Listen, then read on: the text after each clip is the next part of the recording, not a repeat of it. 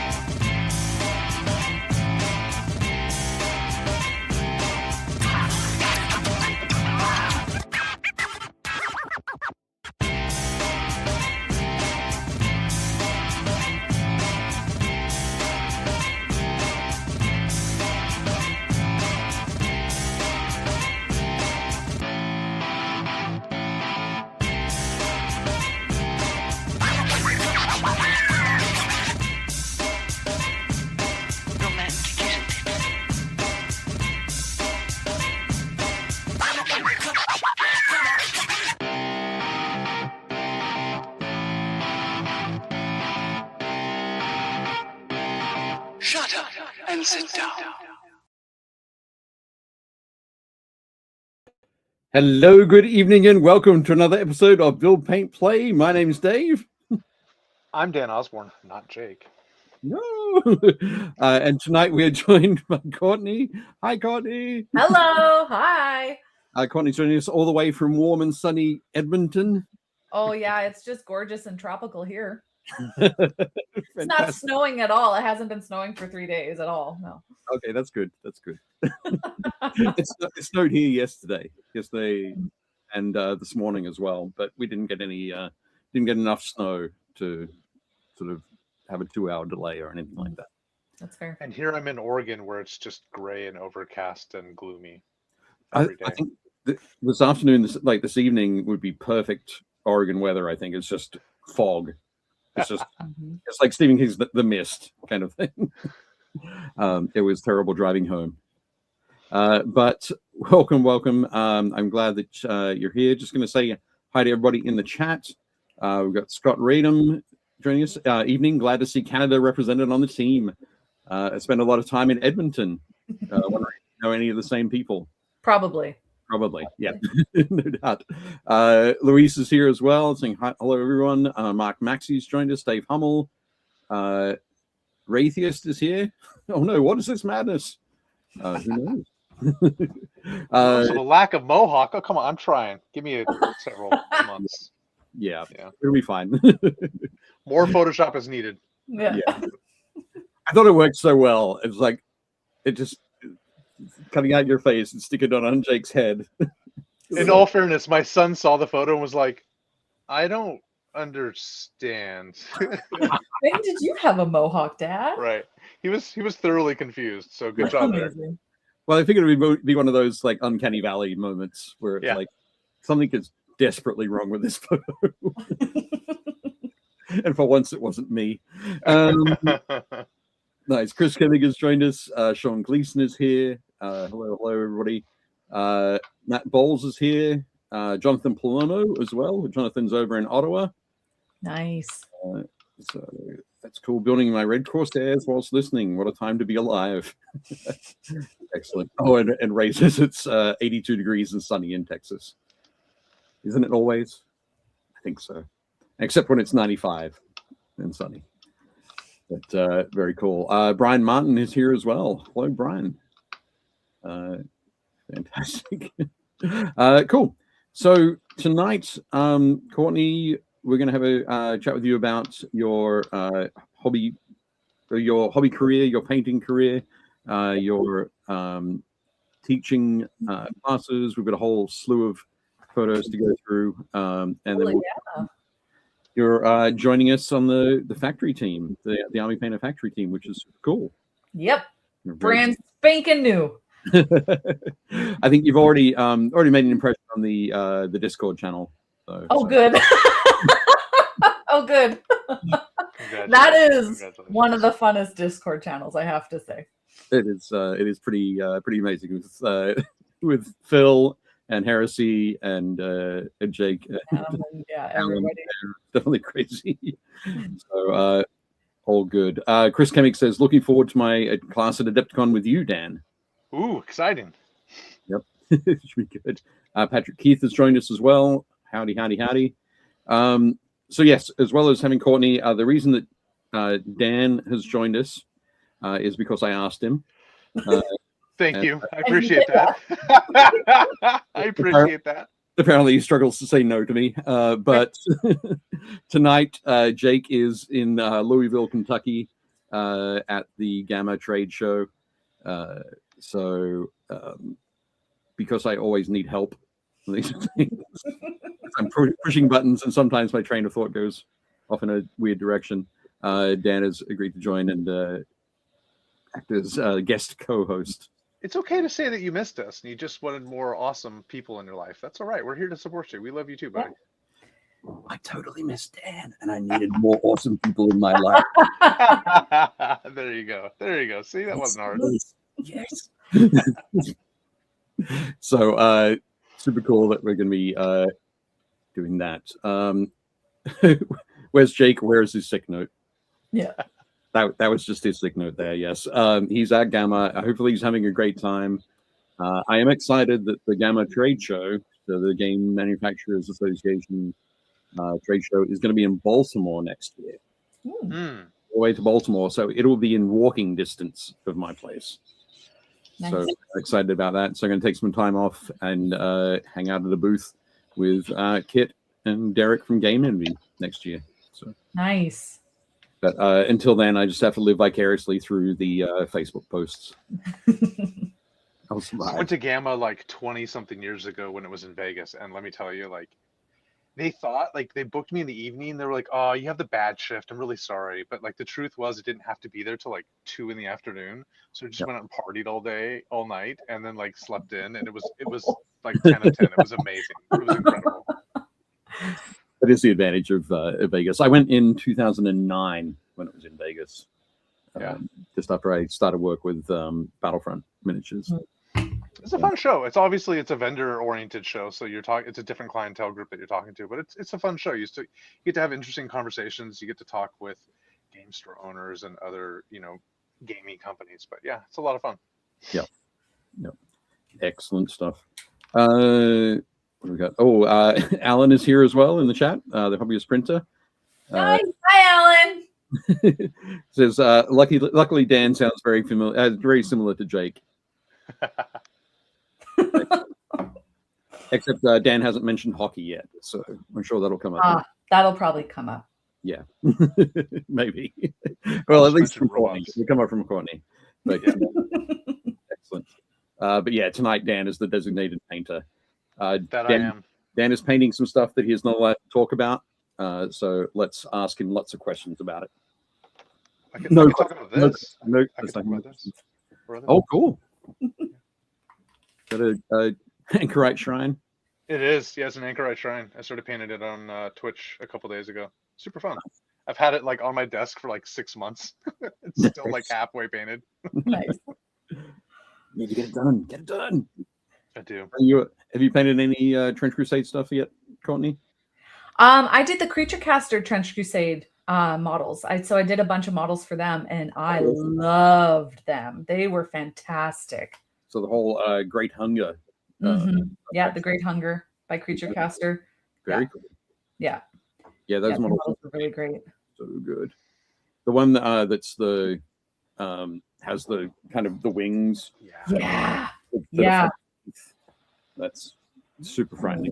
I can't remember the name of the one that I did, but he has like these tubes on his back full of like stuff, and he's got like full of pustules, and he's so cool. And I was like, yeah, let's rust him up. So I did like a bunch of rusty armor on him. Oh, that was great.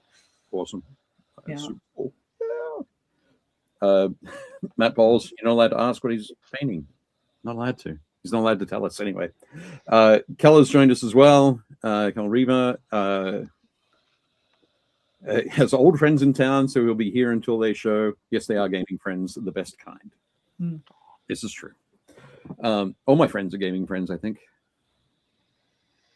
In some form or another, yeah. From another, yeah, indeed. There we go.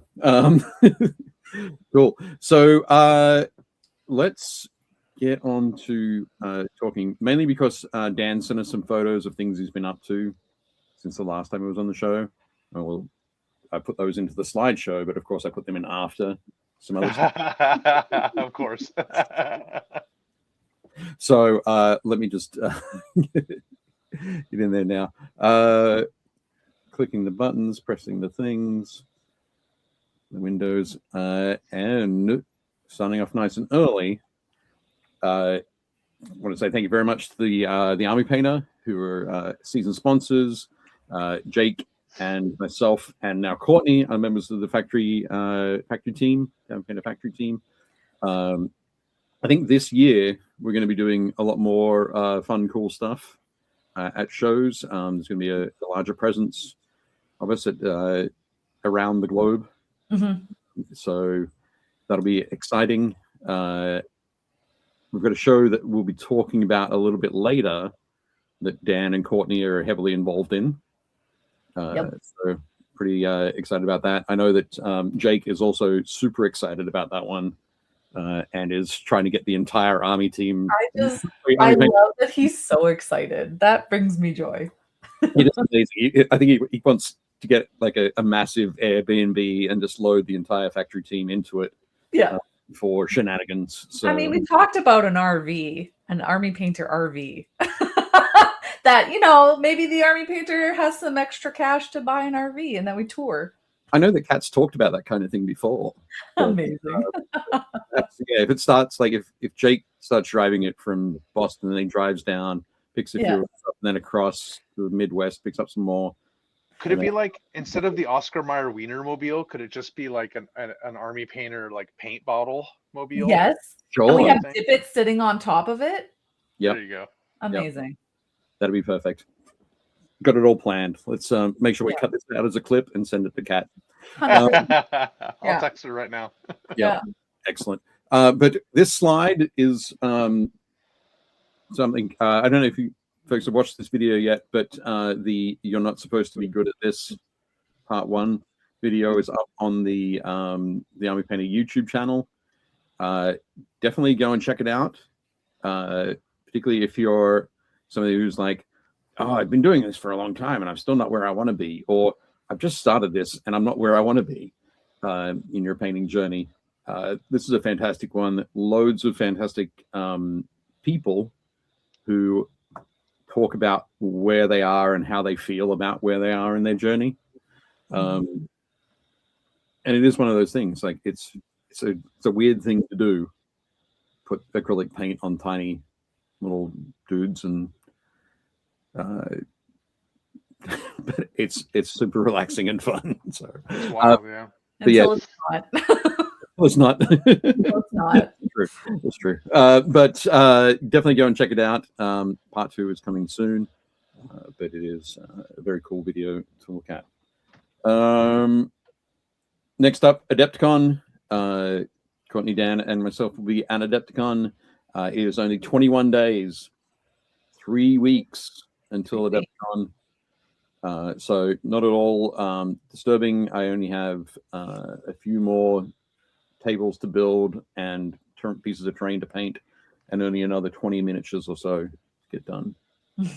I've got another like 12 models to print and prep for my classes. I think there's like 2 seats left in all my classes. Pretty much everything's sold in like 15 minutes, but there's like 2 seats that keep bouncing around between different classes. Nice. Down below, there's a link to the Adepticon website where pre-registration is over. It's over. Yeah. But you can still sign up. So like if there's a class that has spots, I was talking to Charity, like you can basically like go to that class, and if there's an open seat, like just talk to the artist and you can score it away with the artist. But no, I think on the website you might still be able to buy tickets, but you have to pick them up at the show. Oh, there you go. Even better. You sending them out. Yeah. All the ones that are being sent out have already been packed up. But yeah, so head to the website, check it out. Courtney, do you have classes as well? No, we decided that I'm just doing demos. So I'm just demoing product at Iwata and at the Army Painter. Okay, cool. Awesome. Yeah. But yeah, 3 weeks to go. Very exciting. Next up, Dan. So Ooh. it's been a little while. It's been a hot minute since you've been on the show. Just quickly though, what have you been up to? Yeah, I've been up to a lot. I've been doing a lot of event planning and just prepping things and taking photos of things. So the model on the left is it's a bust that I painted probably a little while ago, but I'd never actually taken photos of it and never really shared photos of it. But that bust is about, I mean, it's life size. It's the size of a real head. It was with Casey Love, who does a lot of special effects work in Hollywood. You know, Heidi Klum. She does those like really, that actress that does those incredible Hollywood costumes every year. Yeah. He works with her, like he does those costumes, and so he sculpted that bust. He did a full like 1-day workshop. And I'm sitting, it was wild. I'm like sitting there painting with these people, and the people across from me, I was like, "Oh, you've taken this class?" And the guy's like, "Yeah. I've taken like 6 or 7 classes." I'm like, "That's cool." And you're a tattoo artist? He goes, "Yeah." And then the gal next to me, she's like, "Yeah, I've taken like 4 or 5 classes." I'm like, "That's cool. What do you do?" She's like, "Oh, I work special effects in the film industry." I'm like, "Oh, that's cool. And have I seen your work?" She's like, yeah, you seem kind of nerdy, like Star Wars type of stuff. I've done some of that, right? Later in the day, like I'm looking at her socials, she won a Grammy for special effects in The Mandalorian. Like, wow. But the class was wild. Like, it was so interesting to sit with somebody who does what we do in the miniature industry on a different scale, using different paints, different techniques that are the same, but through a different filter, right? So like the way that we articulate and that we talk about how we do our highlighting or where the light is coming from, or just the way that we talk about things. Like, and he kept walking by Casey and he'd be like, no, there's too much contrast. It's too dark. It's too bright. Oh, you're a miniature painter. Never mind, dude. Like, whatever. But it was fun. It was really, really fun. And that's like the first actual decent photo I got of it. And I was really excited to share it. It was a really, really, really fun class. I would love to take another one. He does a ton of classes in LA, and it was at this hair salon in Upland, kind of like way out in the Inland Empire. A little shop of hairdos. It was a horror themed, so there was like the Jaws booth, and everything was Jaws at that one. Then there was like the Nightmare on Elm Street booth where you go get your hair cut. Like, it was just awesome. It was so much fun. That's cool. Was there an Edward Scissorhands booth? Oh, totally. Yeah, there was like, and there was all these movie props, dude. Like, it was like, it was like I was among my people. You know what I'm saying? Like, it was so much fun. It was so much fun, and everybody was so, again, like tattoo artists and film people, and like they'd heard of Warhammer, but just a different level of artists, but all doing the same nerdy, cool, fun stuff that we do, just different, like just different scale, different paints. They use Createx paints usually instead of like, and so they were freaking out. They're like, "Have you ever heard of Vallejo, an army painter? Oh my gosh, they're so saturated, these colors, and they don't reactivate." And and it was wild, dude. Amazing. I love that for them. Yeah, it was fun. And then the other one, the Gundam. So we just got back from Japan. My family was there for about 10 days.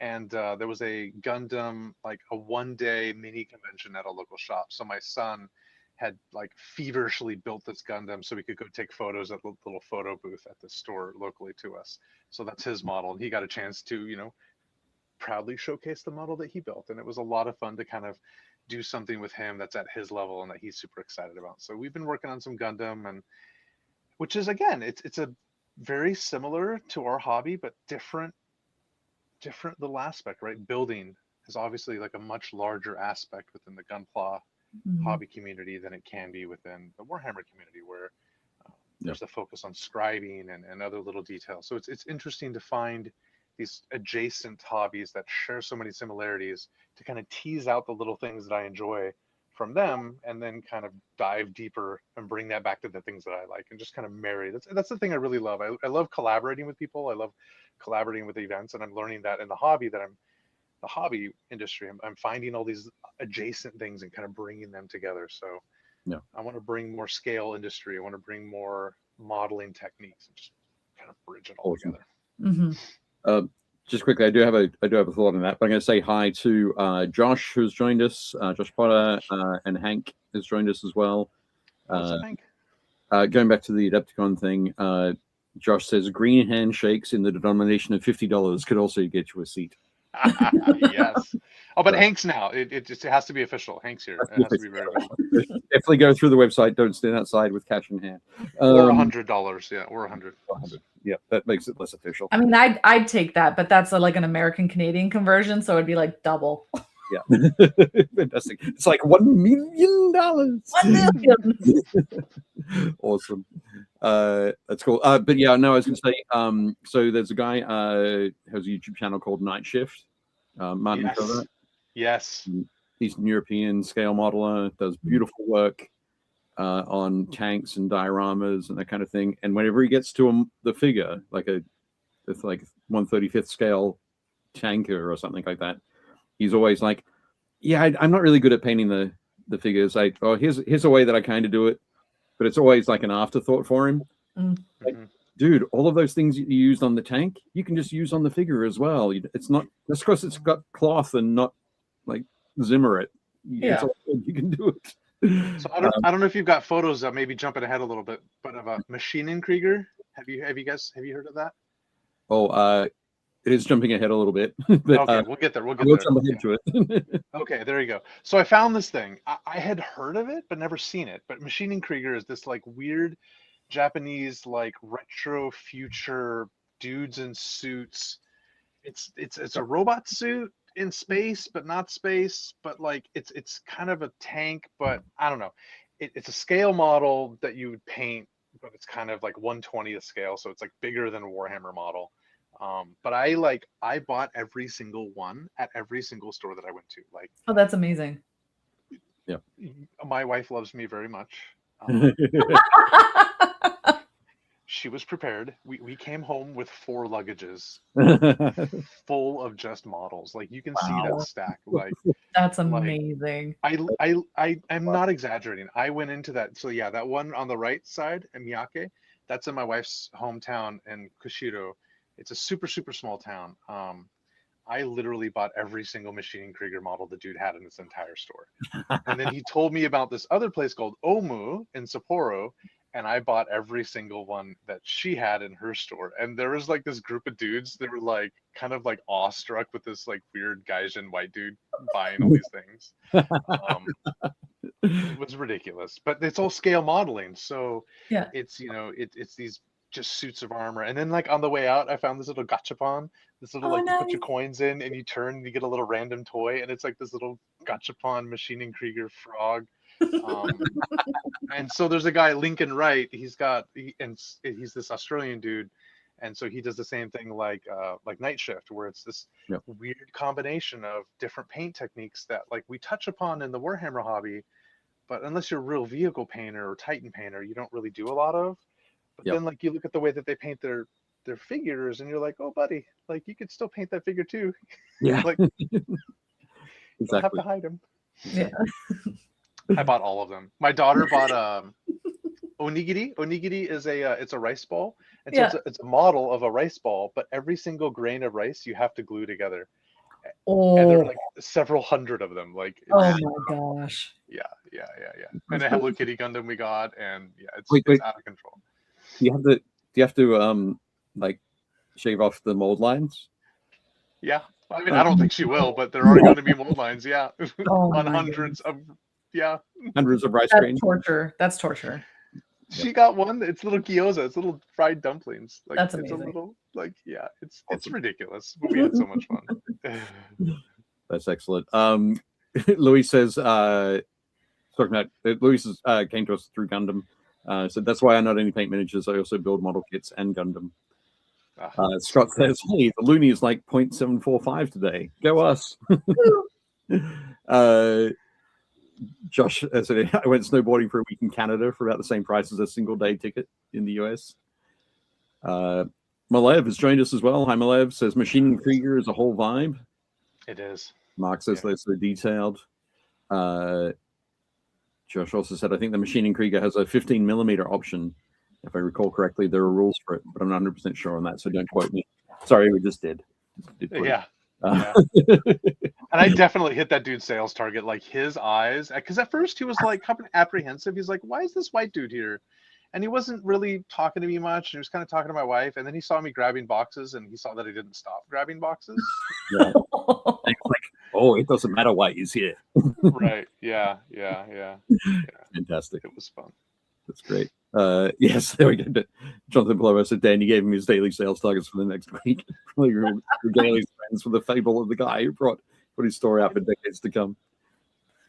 Yeah, I'm not exaggerating. I bought every single, because I'd never seen them. Like, I've heard of them. It was just like, for me, it was like this weird urban legend. And I had bought some models from Lincoln Wright in like, I don't know, July of last year. And like, they haven't shipped because they were pre-order. And like, I think they just shipped, but I haven't received them. So like, I'd never physically seen one. And so, and I saw it, it was like, oh, I got to buy every single one of them. Awesome. So just quickly, so I also stopped by in Akihabara.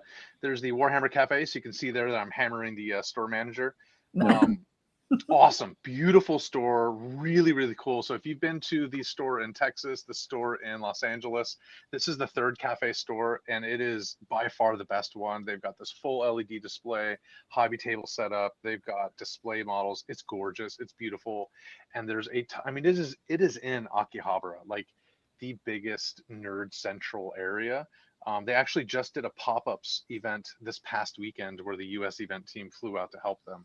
They did like a 24-hour event. Yeah. Nice. Which is funny because like one of my good buddies that I know in Tokyo, he was like, "Oh, hey, I just saw this guy," and he took like a selfie with this random dude who was my boss at GW. Who was there, Ryan? He's like, "How do you know everybody like everywhere?" And I'm like, "I don't know, man. It's just."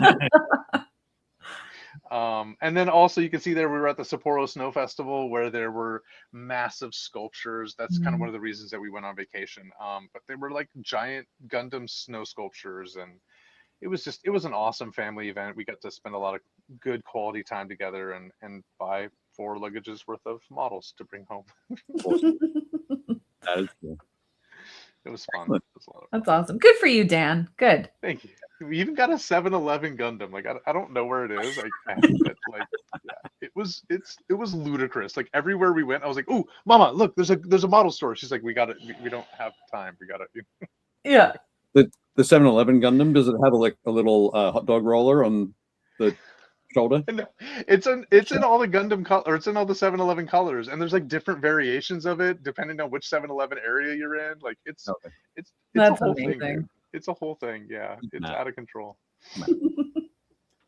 Okay. Well, I've been doing some stuff. I've been painting some minis, and I'm making some tables. I've got some photos to show later in the community section. Courtney, are you ready? Are you ready to talk about you?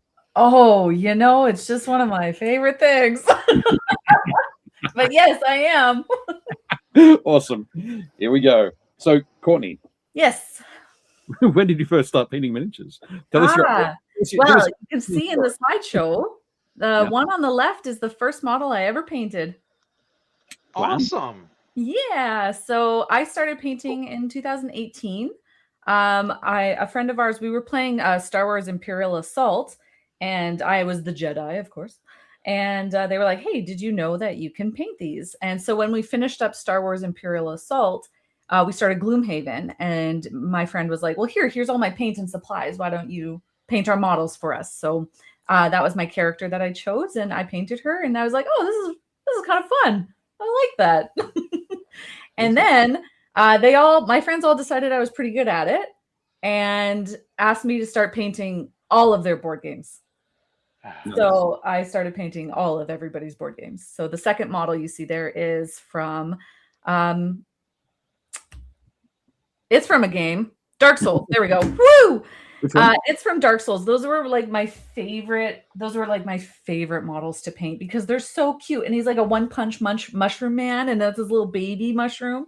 It was great. So I painted all the Dark Souls, and I painted all of the Descent into the Darkness. I painted Gloomhaven, and that was like, my first year of painting. Awesome. I think is this is you mentioned this is from board games as well? Yeah, so that's Descent. So yeah, that's like the second board game I've ever painted.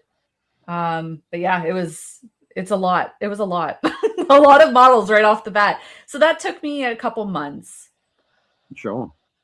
Yeah. That's That's usually how it works, by the way. Is they're like, oh, you like painting? Oh, you're good at this. You could do all of them for us. Yes, right? exactly. I did them all for free. maybe I'll just leave this box open over here. Yeah. Yeah. Wouldn't it be great if these looked like, alive and they had color on them while we played with them? Yeah. Yep. That is awesome. And of course, at this point, I'm not sure if you're still doing it, but at this point, you're painting each one individually. Each one's a separate. Oh yeah, you paint one at a time. Well, it depends on like if you're painting like spaceships or whatever. I think my record for painting in 6 weeks, I did 234 models for a board game. But they were all spaceships, so that's really easy. That's like, you just a bunch of spaceships. So, but yeah, 6 weeks, 234 models. Wow, that's crazy. Yeah. Did you start charging at some point? I did, yeah. That one I charged for. Yes. And did you Nice. charge in real monies or still in Canadian monies? I don't. Canadian money, so it's not Sorry, quite I'm just real. I'm just It kidding. smells like maple syrup. We deal in maple syrup, really, guys. Come on. Come on. So go back to this photo though. Yeah, so that was my first setup. So the left-hand picture, I was painting Descent, and that was my setup. I had an egg carton and a jar and craft paint. And my father-in-law gave me his soldering lamp, and that's what I used to paint. That's it. That's all I had. And I did all of those board games with just that right off the bat. Incredible. Fantastic. And then a year into me learning how to paint. So at this point, like I was all self-taught. I kind of like deep dove into YouTube, and I watched as many YouTube videos as I could consume in a day. And I taught my first class, and that is on the right-hand side. So in 2019, a friend, the same friend who introduced me to miniature painting, he was at a board game cafe, and he was friends with the owner and said, hey, do you guys do miniature painting? And he's like, no, we're actually looking for someone to teach miniature painting. And my husband said, well, my wife miniature paints. And then the owner of the cafe was like, does she want to teach? My husband came home and was like, hey, do you want to do this? I think it would be kind of fun. And I'm like, I don't know. That's a crazy thing for you to say yes for me for. Like, why would you do that? But my background is actually physical and occupational therapy, and I worked in private long-term care. And so I used to teach exercise classes to geriatrics patients. Okay. So it wasn't a huge stretch to like throw me in front of an audience and be like, teach them something. That was my career before I had kids. So yeah, I taught that. That was my first class. It sold out at 14 people. Right. And it kind of just snowballed from there, the teaching. But yeah, that was like, I had just started painting, but I was good enough. I was passionate enough to start teaching right away. So that worked out. It was a good beginner class. Cool. Well, it's one of those things, isn't it, where if passion is an important part of it, and if the people you're teaching have no knowledge or a very small amount of knowledge, and you have more knowledge, then it's still just fine. It doesn't matter how far along you are on that journey. You can still bring people to that point. Yeah. So, and it's nice because at that point it was collaborative, right? It's like they would ask me, well, what do you think? And I'd be like, well, you could do this. What do you think? Like, and then it was more of like a great kind of relationship that way with a lot of these people that, we were throwing back and forth ideas to each other. So it worked really, really well. And I think too, like it doesn't always have to be like, you don't have to be some extraordinary world-class painter. Like as long as you have, especially with the background in education or background with that knowledge of showing and training and teaching people, right? You can kind of tease out where they're going, and you can kind of build those steps up, right? Because it's kind of interesting. We all sometimes think we're better than we are, and it's really, really interesting to teach a class sometimes, and you can't take for granted what you think people will know, because sometimes you can show something and you think it's so rudimentary. Just cleaning your brush, just cleaning your brush and getting a nice point. Sometimes I'll do that in a class and I'll get 4 or 5 people like, wait, hold on, back up. How did you do that? like that right there. Like, just cleaning your brush to get that point. And it's like, oh, let me show you that again, buddy. Like, Yeah. and so I've learned definitely, like, there are so many little things that you can do. And it's that culmination of lots of little tiny steps that build up to those bigger masterclass advanced techniques. Absolutely. And I would say, yeah, like definitely with keeping that in mind, like the way that my teaching has evolved so much so that, you know, you can walk into a room or a classroom confidently and whatever student has a special need for, you can address that. And you can address it in a way that will benefit them, but also benefit everybody else. And then you can gauge the temperature of the class, like who's really into this, who's not, who's a super beginner, but passionate. Like, you know, you can take all of these little bits and pieces about everybody and their personality and formulate how you're going to run this class. And I love that about how I teach now and what I've learned, like now that I've been doing this, gosh, so for 7 years. Yep. Yeah. No, that's awesome. I think jumping in at the deep end, like in teaching classes about miniature painting at this deep end that you jumped into was is really cool. It's you kind of, whenever I talk about teaching, I always go through and talk about the unconscious incompetence, conscious incompetence, conscious competence, and then unconscious competence. Yeah. And something you said, Dan, when you talk about you can be the best painter in the world, but you might not be able to teach somebody because you're in that unconscious competence sort of stage. You know exactly what to do, but you're not thinking about it at all. Yeah. When you're at this point, Courtney, I'm sure that you were like consciously competent. You knew what you knew, and you were thinking about it all the time, though. Yeah. Because you're still going through that process. You hadn't passed into that unconscious competence stage. Yeah. You're still thinking about it all the time. So that the the conscious incompetence level of the people who are coming into it. I know when I say incompetence, and it's usually a super negative thing, like, oh, you're incompetent. Well, yes, I am, because I don't know any of this. Right. Yeah. I think sometimes though those instructors at that level, where they're just being very hyper aware of where they're at and of where their students are at. You know, they're not chill and relaxed. They're just very aware. They're very on it, right? Like those instructors oftentimes are very, very good to learn from, because just because they're very focused. They're very hyper aware of what they know, what they don't know, what they're learning, what their lesson plans are. They're going to put that effort and work into it. Especially like, you know, the artists that are still growing, the artists that are still getting their names out there, you know, this is their first several classes. Like, of course they're still growing, but they're just super hyper aware of, like, they're conscious of what they know, and they're conscious of what they're trying to teach, and they're conscious, and they're really watching each individual person. Like I've had some artists sit in on my classes, and they're like, oh yeah, no, I hadn't thought about that in a while. Like, I kind of forgot that I needed to teach that, or I forgot that I even do that, or why I do those things. Oh, that's a good reminder. Thank you. I appreciate that. Yeah. I love sitting in on other instructors' classes. It's validating in a lot of ways, and then it's also informative in a lot of ways too. So, you know, there's a picture going to come up in the slideshow where I attended my first class. For me last year. Yeah. Right. And it was so incredibly validating to be a part of that class, to be like, oh my gosh, I sound like this too. Okay, good. Phew. Okay. I'm not completely like talking out of my butt. Like, this is, you know, we're good. But then also learning new ways to say things, I think, is really important too. And being aware of different ways to show people with your words what you mean. And that's really cool in a lot of the examples of other instructors. And that's why going forward, like, I'm like, I need to go to this class and this class and this class. I have to go to all the classes just for, as an instructor, just to keep upping my game to provide more for people, right? That's what you want. Yeah.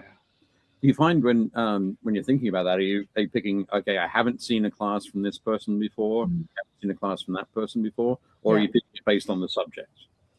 It's all of it. So here in Canada, here in where I live, we don't have a lot of people that come out this way. A lot of people go to Toronto and a lot of people go to Vancouver, which is great. However, it's a little bit of a barrier when you can't afford to go. you can't afford to fly. Like the flights aren't cheap in Canada, and they're, so to attend a class and fly there can get pricey. And that's kind of what, what we deal with. So, things like Adepticon, and then we're going to probably talk about this a little later too when we talk about GameCon Canada.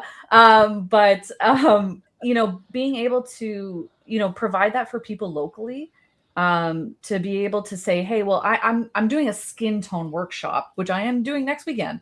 To provide that for them, at least there's some place to start.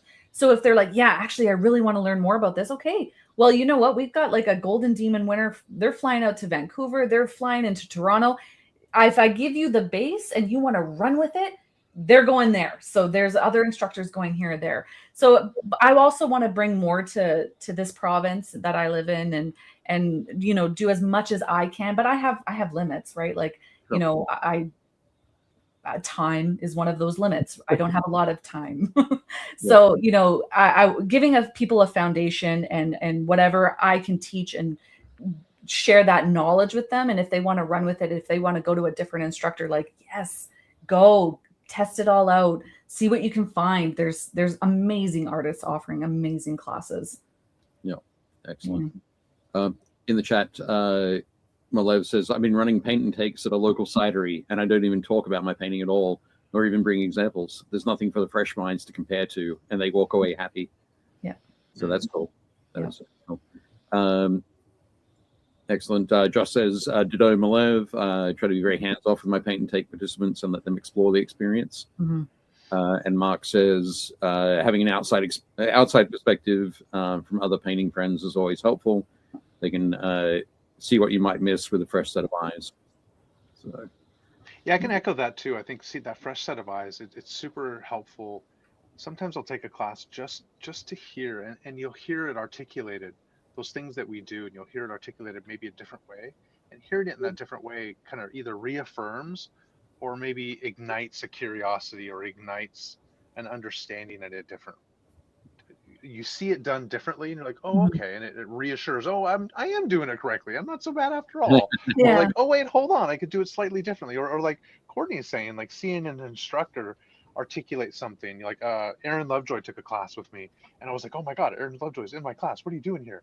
And we were chatting about it, and he was like, dude, it was so cool because he knew that I had taken classes with Caleb Wissenbach, and he and Caleb had kind of like gone up together at the same time. And he goes, I could hear Caleb's words coming through you, but different. Mm-hmm. And so I heard it differently, and that different articulation helped me understand things in a different way that I hadn't thought about. The same thing when I watch other artists, I see how they're holding the brush or how they're approaching a color or approaching a technique, and it just helps me understand what I'm doing just a little bit better. So it's really, really fun to sit with people and watch them do things. So I'm excited. I'm always excited to see other people painting. Yeah. It's so much fun. I'm totally sitting in on one of your classes too, Dan. Yeah, you should. I'll do the same. Oh boy. Awesome. Cool. So we've got some more photos here of pieces you've been worked on. Yeah. So then I started commission painting as well. So I actually did start taking money from other people, and and then that model on the right is one of the first busts that I've ever painted. Cool. And that's from, is that Spiro Mirabalis? No, that one is from Black Crow Miniatures, I believe. Okay, right. I believed. Don't quote me on that. Right. It's fun. I like those little birdies. It's very whimsical. Yeah. It was special. I really loved painting that. It is a great one. Very cool. Going back to that very first miniature that you painted, and I'm seeing it like an echo of it here in the Thousand Sun on the left. Yeah. I was really impressed with that first miniature where you went, okay, well, I'm going to do like glowing fire effects. Yeah. We're going to make her light up. Yeah. Is that like, I guess it feels like at no point have you gone, oh no, I don't want to try that just yet. It feels like, oh gosh, no. Like I was all in. I was all in. Like you give me a thing and I'm doing it. Like it's, give me an image and I'm going to try and make that mine. Excellent. That's cool. So did you do a lot of, so when would this have been? it 20? This is probably 2019. So I started in 2018. So this is probably 2019, 2020. Probably 2019. Yeah. Cool. And I think we've got these ones as well. So moving into some more. Yes. So while I was like learning how to paint miniatures, I also kind of fell in love with dioramas and terrain and all of that kind of stuff. Like I was like obsessed with like pieces of wood. I'm like, give me wood and leaves and stuff. And so the model on the left is a Kipping, and that is from Rescale Miniatures. And when I saw that model, I mentally had a breakdown because I'm like, this is the coolest thing I've ever seen in my life. I literally painted like 16 of these things. But that was one of the first times that I was on a YouTube channel. So Vince Venturella gave me critique on that model. And I was like, I had been watching like so much of his videos that I like freaked out. I'm a thumbnail. That is a thumbnail on Vince Venturella's YouTube page. And I was ecstatic. I think I even cried. But, and it was the first model that I sold internationally. So I sold that model, and it was the first time, like I had been commission painting, but this was the first time I had taken something and shipped it out to the world. And I remember sitting with my like extended family, and I'm like, guess what, guys? I sold a model. And they're like, what? What did you do? We don't understand. What does that even mean? And I'm like, okay. I'm like, it's, and I sold it in USD. So I even made more money than the original price, that was funny. But no, that model was so special. And I couldn't believe that somebody actually wanted to buy it, and someone did. And then taking that knowledge and taking, you know, all of what I had learned so far, I started getting into bigger models. So the next model on the right is another 75 millimeter model. And I developed a big fondness for 75 millimeter plus at this point in time. And this was, 2020. This was really, really a fun year, minus the pandemic, but it was fun for me painting anyways. Yeah. From a stuck inside, spending time painting miniatures. Yeah, exactly. Yeah. And you're a paid artist now, so congratulations. Like don't let that go. That's a big thing. You're a paid an internationally known paid artist. I know. It's, you know, and it's so funny because at no point does it feel real. At no point do I say, look what I've accomplished. Look what I did.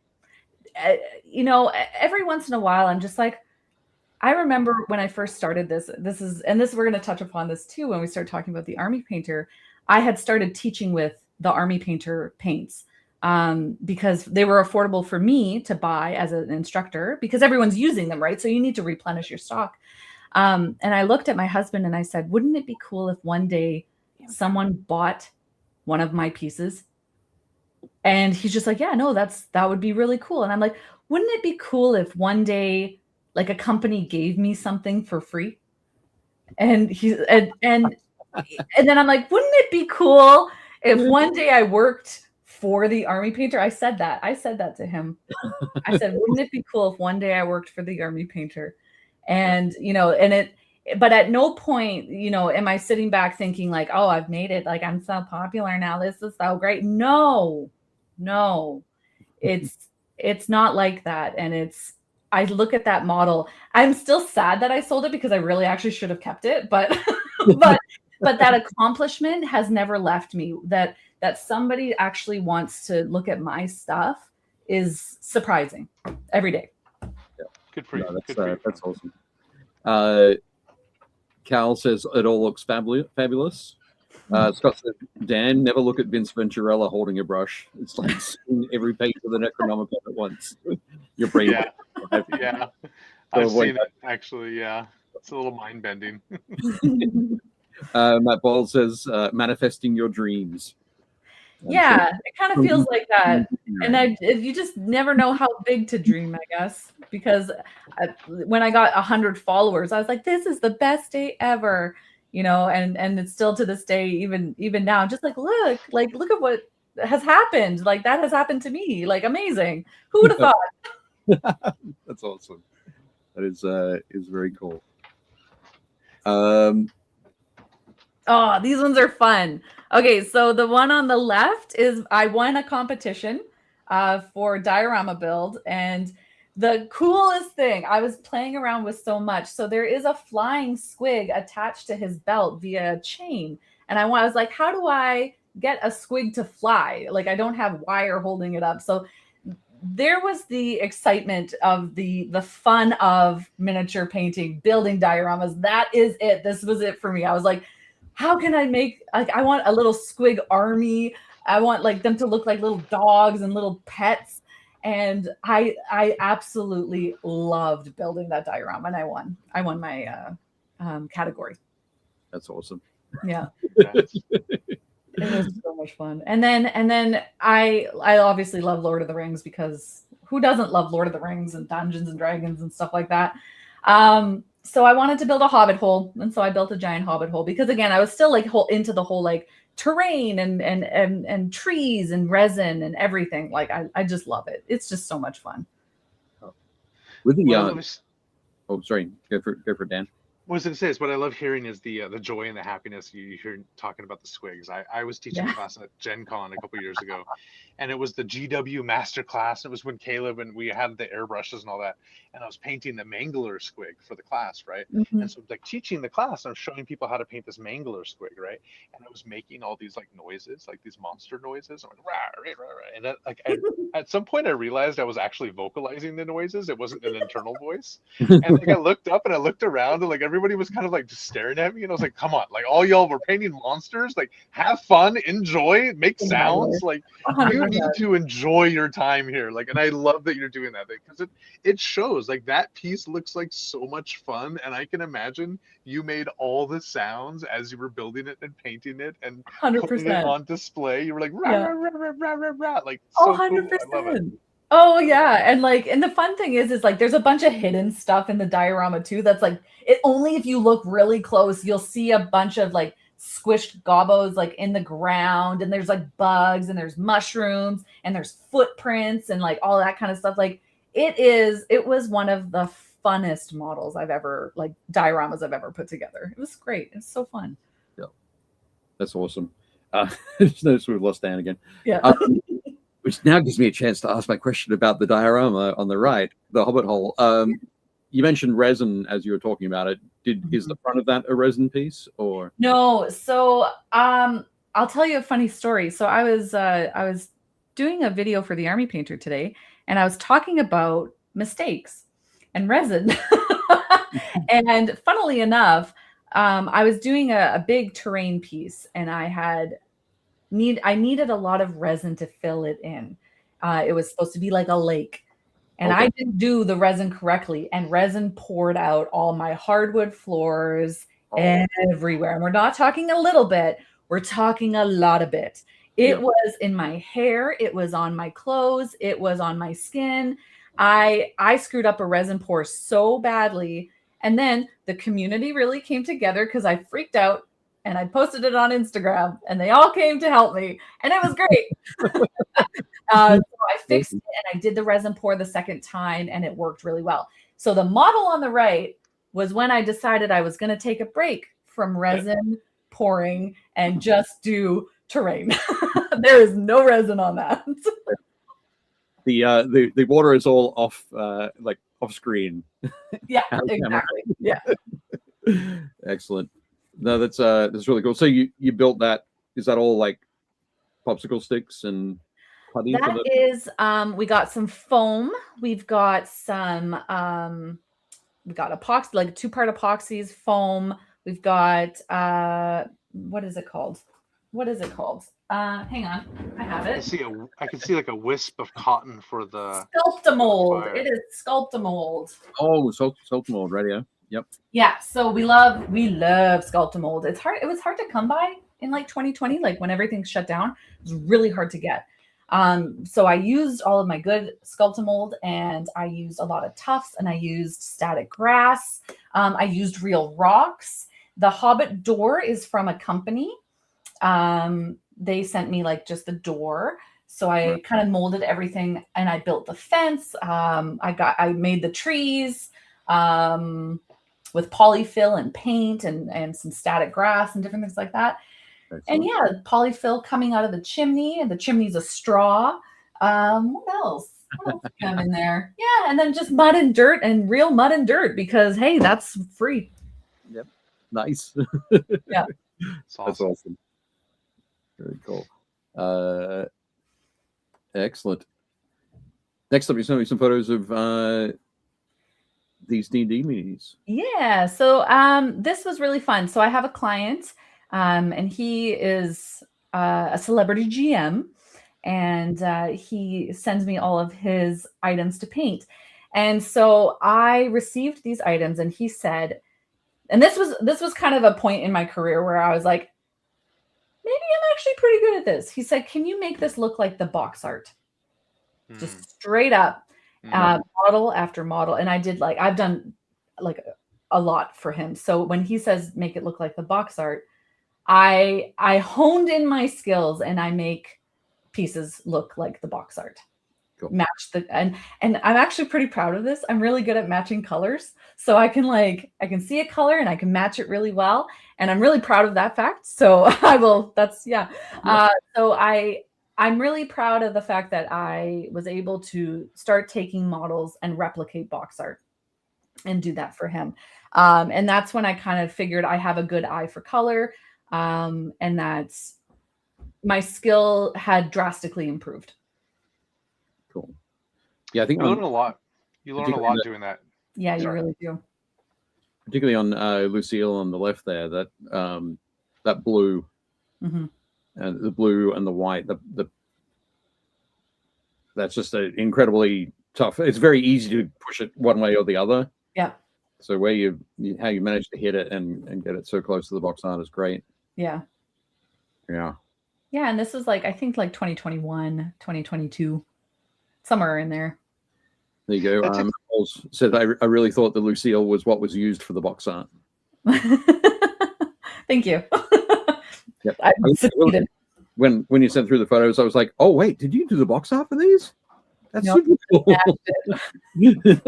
That takes a lot of perseverance and diligence too. Like, I'll be really honest. When I started getting commission requests for that, I said no. I was like, I don't want to do the box art. No, right. Thank you. Like, it's really like that breaks into like when you're doing commission and army painting at that level, and folk ask for the box art, like it takes a lot of diligence, it takes a lot of practice, and you have to balance between making it look like the box, but also painting it quick enough that it's still worth your time. Yeah. And so you're still making that balance, and that's an incredible skill. And those look spot on. Like I'm zooming in, and I'm like, wow, yeah, those look fantastic. Like you matched. Yeah, I've pretty much done all of the collector series Dungeons and Dragons models, all of them for this client.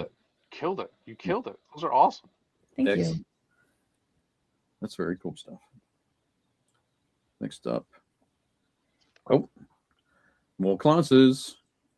Oh yeah. Yeah. So then we just continued classes, and it started evolving from, small groups at the cafes to cons. So I started painting at cons with the same cafe. So the game cafe that we have is Tabletop Game Cafe here in Edmonton. And Brian, who owns that, was like, hey, do you want to do some painting at Edmonton Expo? Do you want to go to Animathon with me? And I said, yep, I do. And because again, we didn't have anything like this in our area. So I thought, why not me? Why not? So we just dove in, we just started, and it was awesome. Every class sold out, every single class.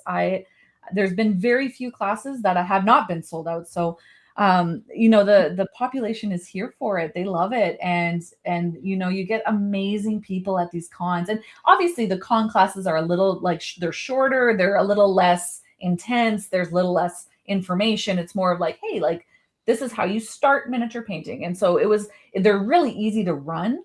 And people really loved them. They really enjoyed them. So I was like, I'm in. Now we're doing cons. I called my husband. We're doing cons now. You need to feed me so that I can run these things.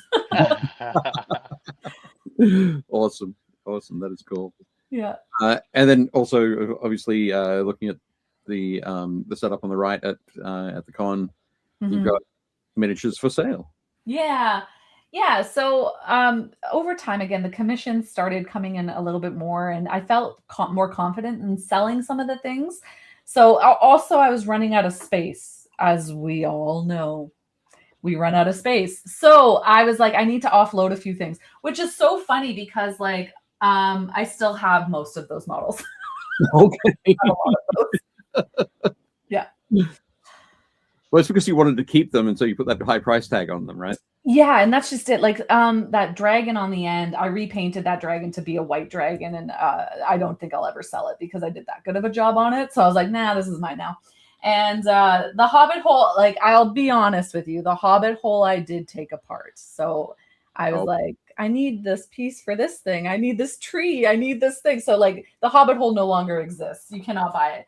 But I had another really great friend and client, and he bought a lot of my work too. So the Howl's Moving Castle model that you see on the table, he bought that one. And I had a second, or I kept the original and he bought the second one that I painted. So yeah, Howl's Moving Castle is mine. That's not going anywhere. And the house I still have. I sold a lot of kippings, like those little dragon owl things.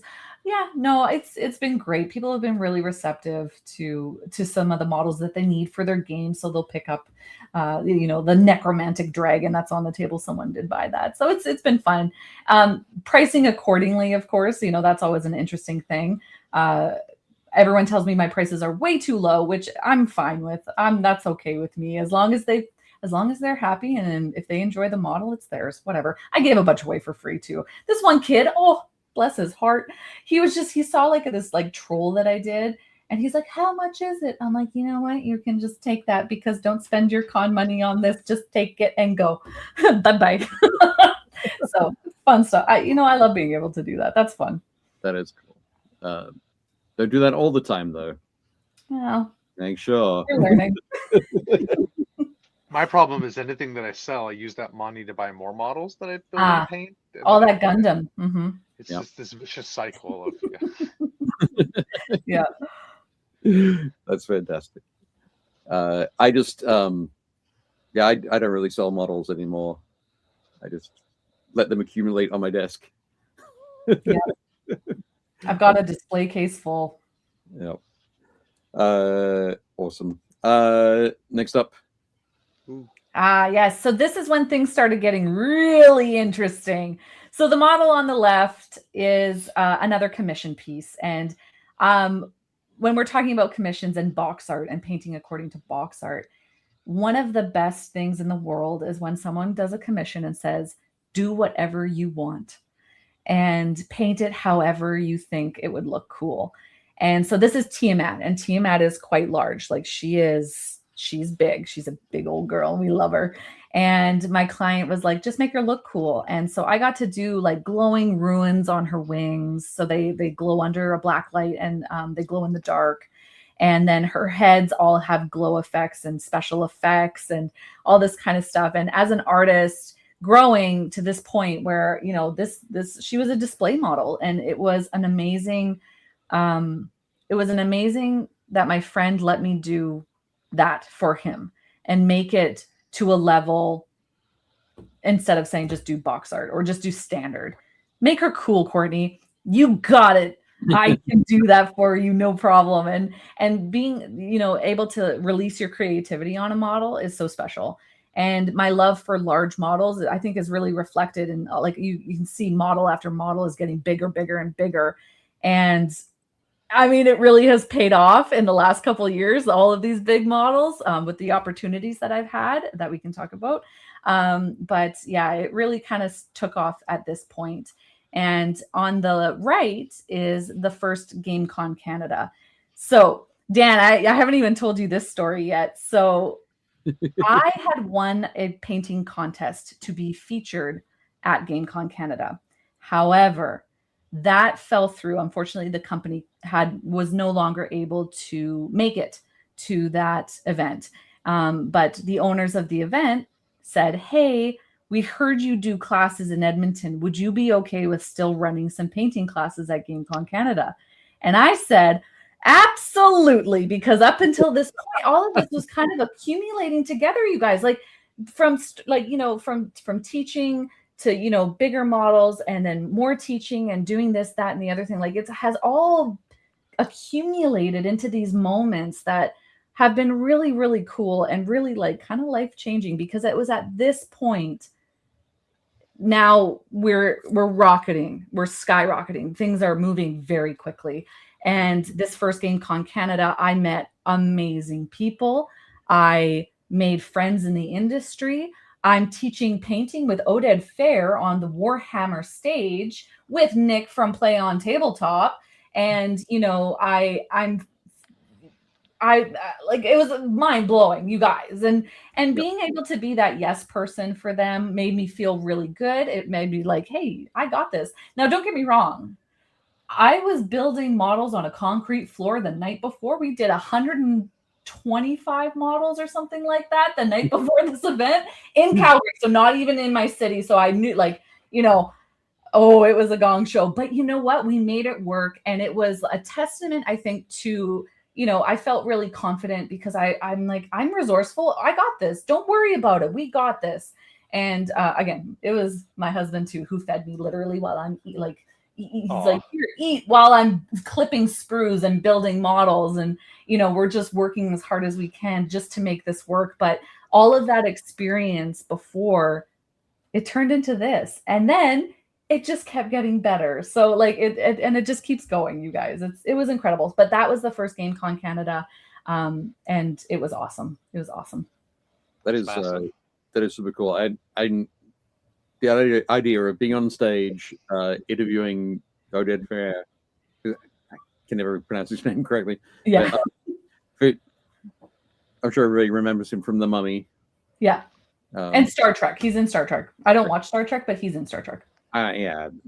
But The Mummy. It was fantastic in The Mummy. He smells amazing. For any ladies in the audience, he's a great looking. He's a silver fox. He smells amazing. Fantastic. Also, people who just like other people to smell nice. Yeah. For the Tiamat, I'll say that's an awesome moment where you made it not only to do the box art, but you're trusted just to do you, right? So that's a different level of making it where somebody's showing their faith in you, someone showing their trust in you, and sometimes we don't even feel that trust in ourselves. We're like, well, hold on, wait, what do you mean paint it? Like, I want to paint it. Like, you tell me. Like, it's a weird moment. So congratulations, because that takes a lot to get to that space, and that takes a lot of trust for that person to believe in you. And yeah, that's massive. Congratulations. It's a really, really fun journey. I'm really, it's very special, the amount of people that are rooting for me. It's unbelievable, the support. That's awesome. And it takes a community, and I'm sure you've said it, but I like a super special shout out to all those people that support us, right? That support us to make this happen, right? Our partners, our spouses, our friends, and our loved ones, our kids that are watching us, that are supporting us, Absolutely. Spouses that watch our families while we're out here doing these conventions. Like it goes without saying that absolutely none of this is possible if it wasn't for those people who love us and support us. So 100%. Every time. Absolutely. Yeah. Ooh, what's this? So, as word spread in my community locally that I teach, I started teaching airbrushing classes. So I bought my Iwata Eclipse, I think in 2019, and I was painting with it, and I was doing all of this work with my airbrush, and I posted some videos about airbrushing and different things like that. And then I met Maple Airbrush Supplies, and they asked me if I could host some miniature painting classes for them. So I've been teaching for them for about 3 years now. And we do airbrushing, and it has been so fun to have like a dedicated hobby space. Like cafes and everything are great, and cons are fun. But when you have a dedicated teaching space that Maple has, it really leveled me up as an instructor. So again, here we go on our continuing on this journey. I again leveled up working here, working in this space, working at their store, because they had the dedicated space and time for that. And so that was me leveling up once again and offering even more. And now we're just the sky's the limit because I have the space to do so. That's awesome. Yeah. That is it's also very cool that you have a like an airbrush specific vendor in your area. Mm-hmm. I'm sure that there's like 7 places in the world that have something like that. Yeah, and Maple is the 3rd out of North America, and I think like in sales they're amazing. Like they do so much. They do so much. Yeah, that's excellent. Yeah, very cool. Next up, another teaching situation. This is the one that I thought was possibly on the boat, but this is on the boat. Oh boy. Okay, guys. Cool. So, did you know that you can miniature paint on a cruise? I do now. Tell me more. Tell you more. Okay, so at that first GameCon Canada, well, okay, so here's the thing. I started cold calling a lot of companies and a lot of people because I was like, do you need a miniature painter? Do you need a miniature painter? Because I gained some confidence and I was really happy with what I had been putting out. And I was really happy, like the response of the classes. I had returning clients or returning students, and the classes were selling out. They were doing really, really well. So I had cold called a bunch of people because, again, my client, who's the celebrity GM, he mentioned a couple events, and I was like, well, did they need a miniature painter? And he's like, I don't know. Here's the number. Give him a call. I said, all righty. And so I cold called D3 at Sea. And D3 at Sea is where a bunch of people play Dungeons and Dragons with celebrity GMs. And this is crazy. So at that first GameCon Canada, after being on stage with Oded Fair, I got a phone call saying, would you like to come to Bermuda on a cruise ship and teach miniature painting? And I said, yes, I would. I had never been on a cruise before. I actually don't even like the ocean very much. I'm a little afraid of the ocean. And I've never been on a boat or a ship ever. So I'm landlocked, you guys. Like, I am not a water person. I'm great at swimming, but not anyways. So this is our first cruise. So this was the stories on this cruise. Oh my goodness gracious. But we had incredible celebrity GMs. We had Jason Azevedo, who I'm good friends with. And we had Jesse Jurdak. We had Jay from Swole Initiative. We had, oh my gosh, so many people. We had Alec, the Bard. We had CB. We had Dot from Kobold Press. We had so many people, and they're amazing. And I got to teach them all how to miniature paint. And the great thing about it is all of the GMs said, well, some of the GMs were like, go paint your character at Courtney's class. Like, that's what you guys have to do. And I'm like, you guys, you're so nice to me. Thank you. So all of my classes filled up, and it was a free event. So like nobody had to pay extra to be there or anything like that. But having those classrooms get filled, or the conference room get filled, it was amazing. And it's what an experience, because we actually got to paint on Bermuda. So on the island, we got to travel, and I brought all my paint stuff with me, and we got to paint on the island in church ruins. So like old church ruins and things like that. So the experience, I'm still doing it. So this year we're going to Alaska. Last year we were in, we did Mexico, we did Honduras. And then the year before that was Mexico as well.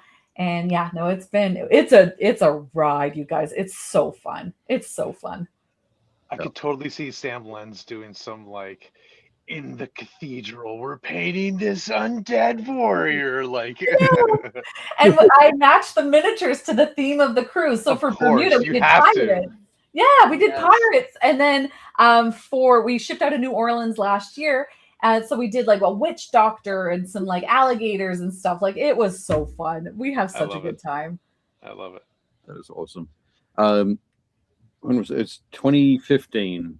I was lucky enough to go to the Geek Nation Tours, Waterloo, Battle of Waterloo 200th anniversary tour.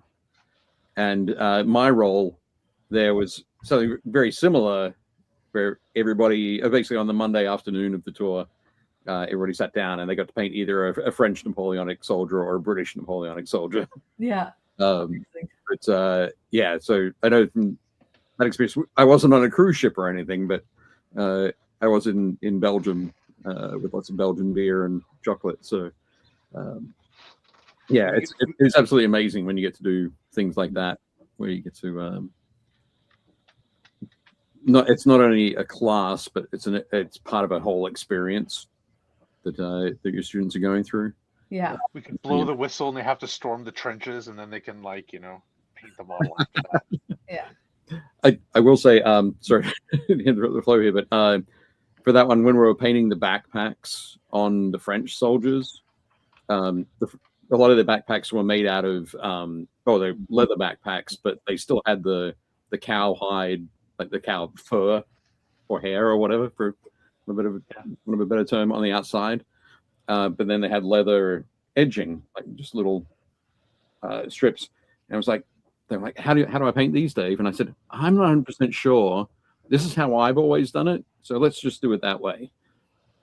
And then later in the week, we were at a museum that had just opened, and the guy that had done all of like 2/3 of the uniforms, had made 2/3 of the uniforms that were on display, was there, and I got to talk to him about the backpacks.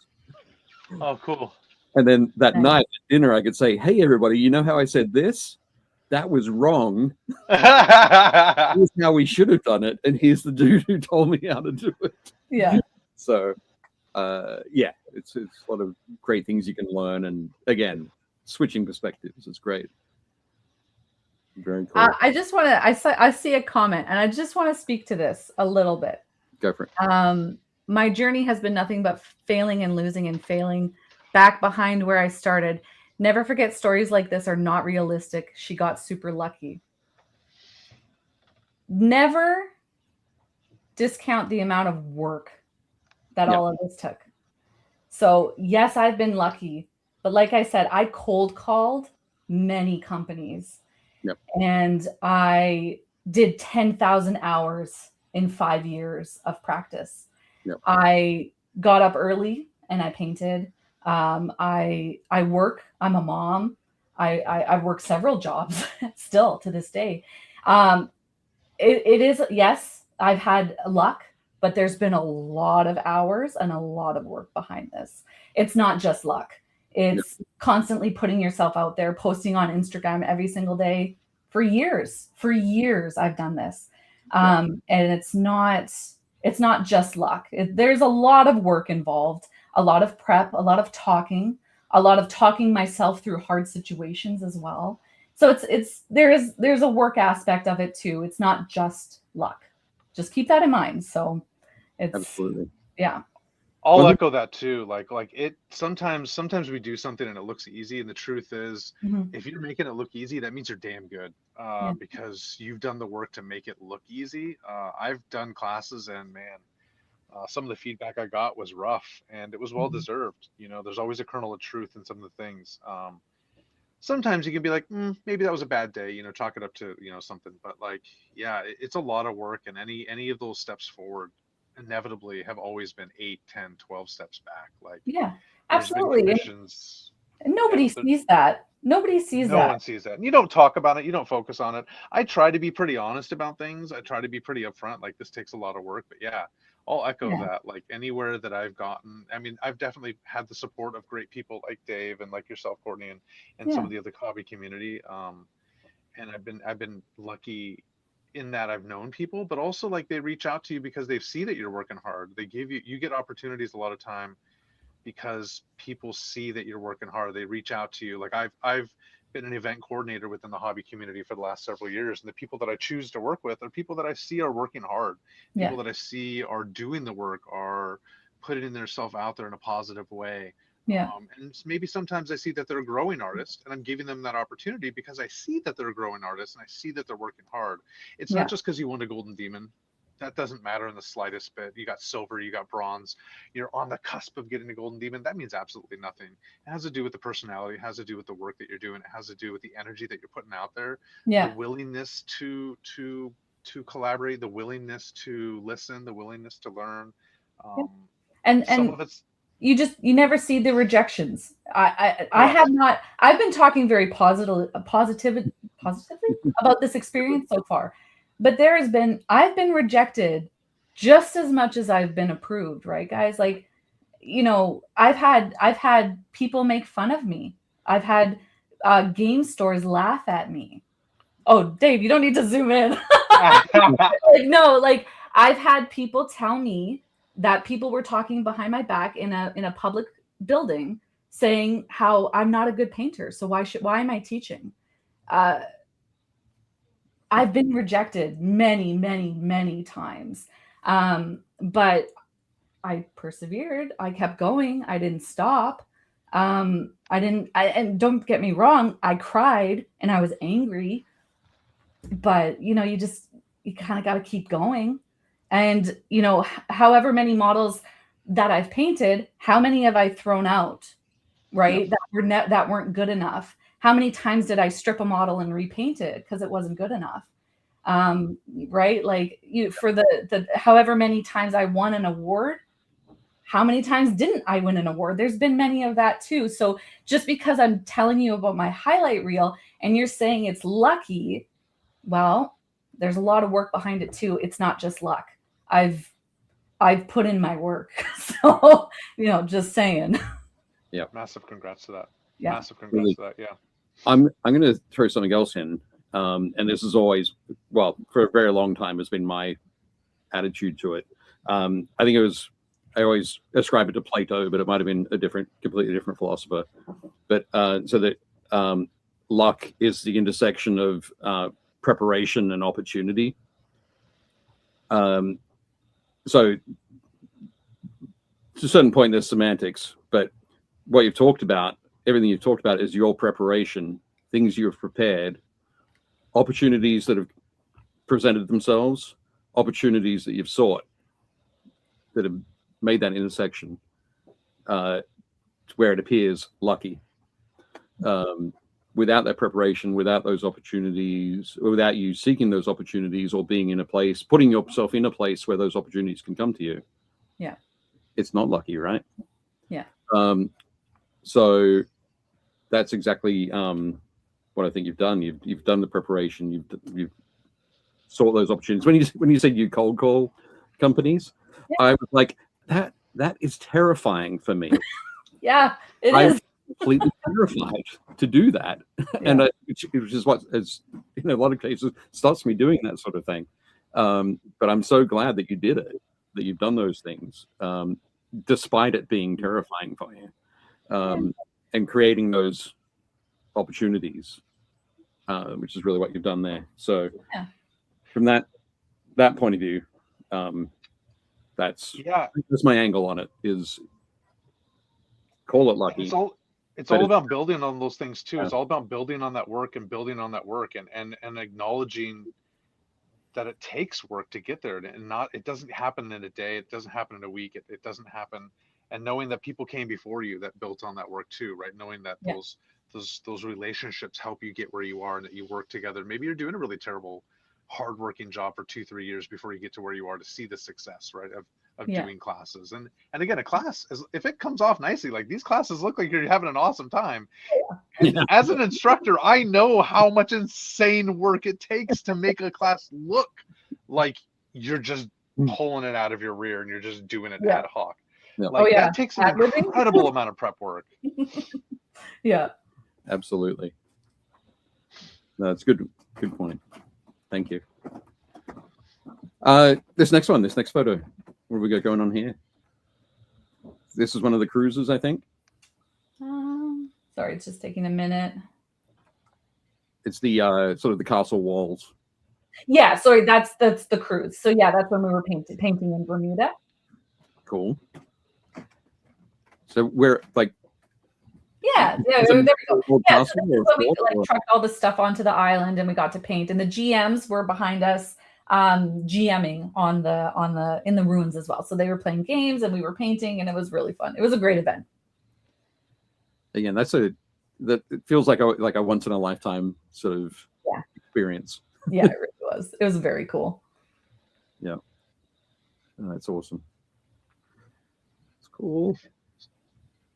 And these are my favorite. These are my favorite models that I've painted. And I'm probably most well known for them. So these were painted, the models, the STLs are from Rescale Miniatures. Okay. And they're from Archduke Mousen. So it's like a little Redwall type character army full of mice and birds and animals. And there's just such a thrill to paint. So they are life size. So they're so a mouse is the size of a mouse. The bird is the size of a bird. And I remember, so the funny thing about these models, and like here we're talking more about like, making your own luck and different things like that. And I remember I was so angry. And because I was like, I'm just not good enough. What am I doing here? And I looked at this model and I remember I was in my pajamas and I was sitting in my house coat and I said, I'm going to paint this to the best that I can do. And I sat for 8 hours at my desk and I painted and I came out with this. So this took me 8 hours to paint and I made it as realistic as I could possibly make it. So the leather looks and feels like leather. The feathers look like feathers. The mouse's fur looks like fur. The picture, even though like I had my brother who's a photographer take a professional photo of this, it still looks better in person. It looks like a bird and it looks like a mouse. And I was so angry. And then I put every ounce into that model. And that's how it came out. And I was so proud. I was so proud that my anger made me accomplish something so beautiful. And then, funnily enough, the frog and the other mouse, I did very happily. So that was a very happy moment where I'm like, I'm going to have so much fun with this because the bird was so great. So yeah, the second one, again, is life-sized. And I absolutely adore this series of miniatures.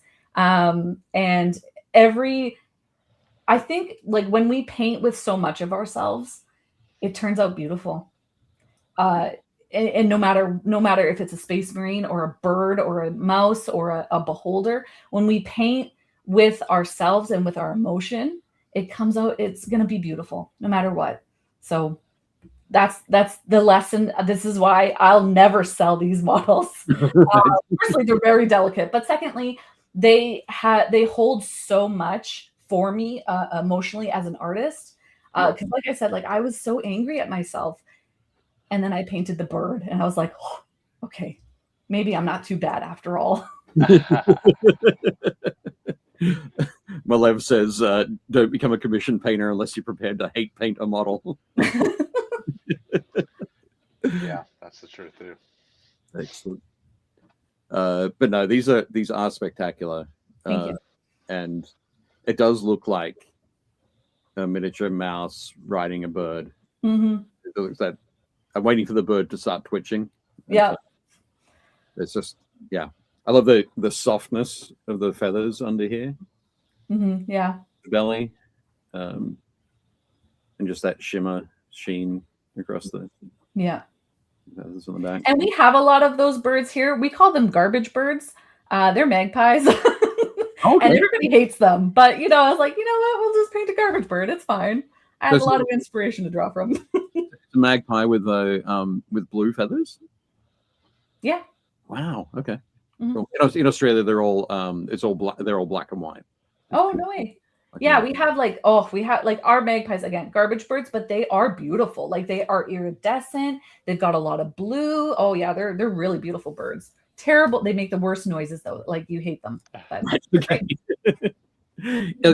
in Australia, like during mating season, they will like dive bomb people.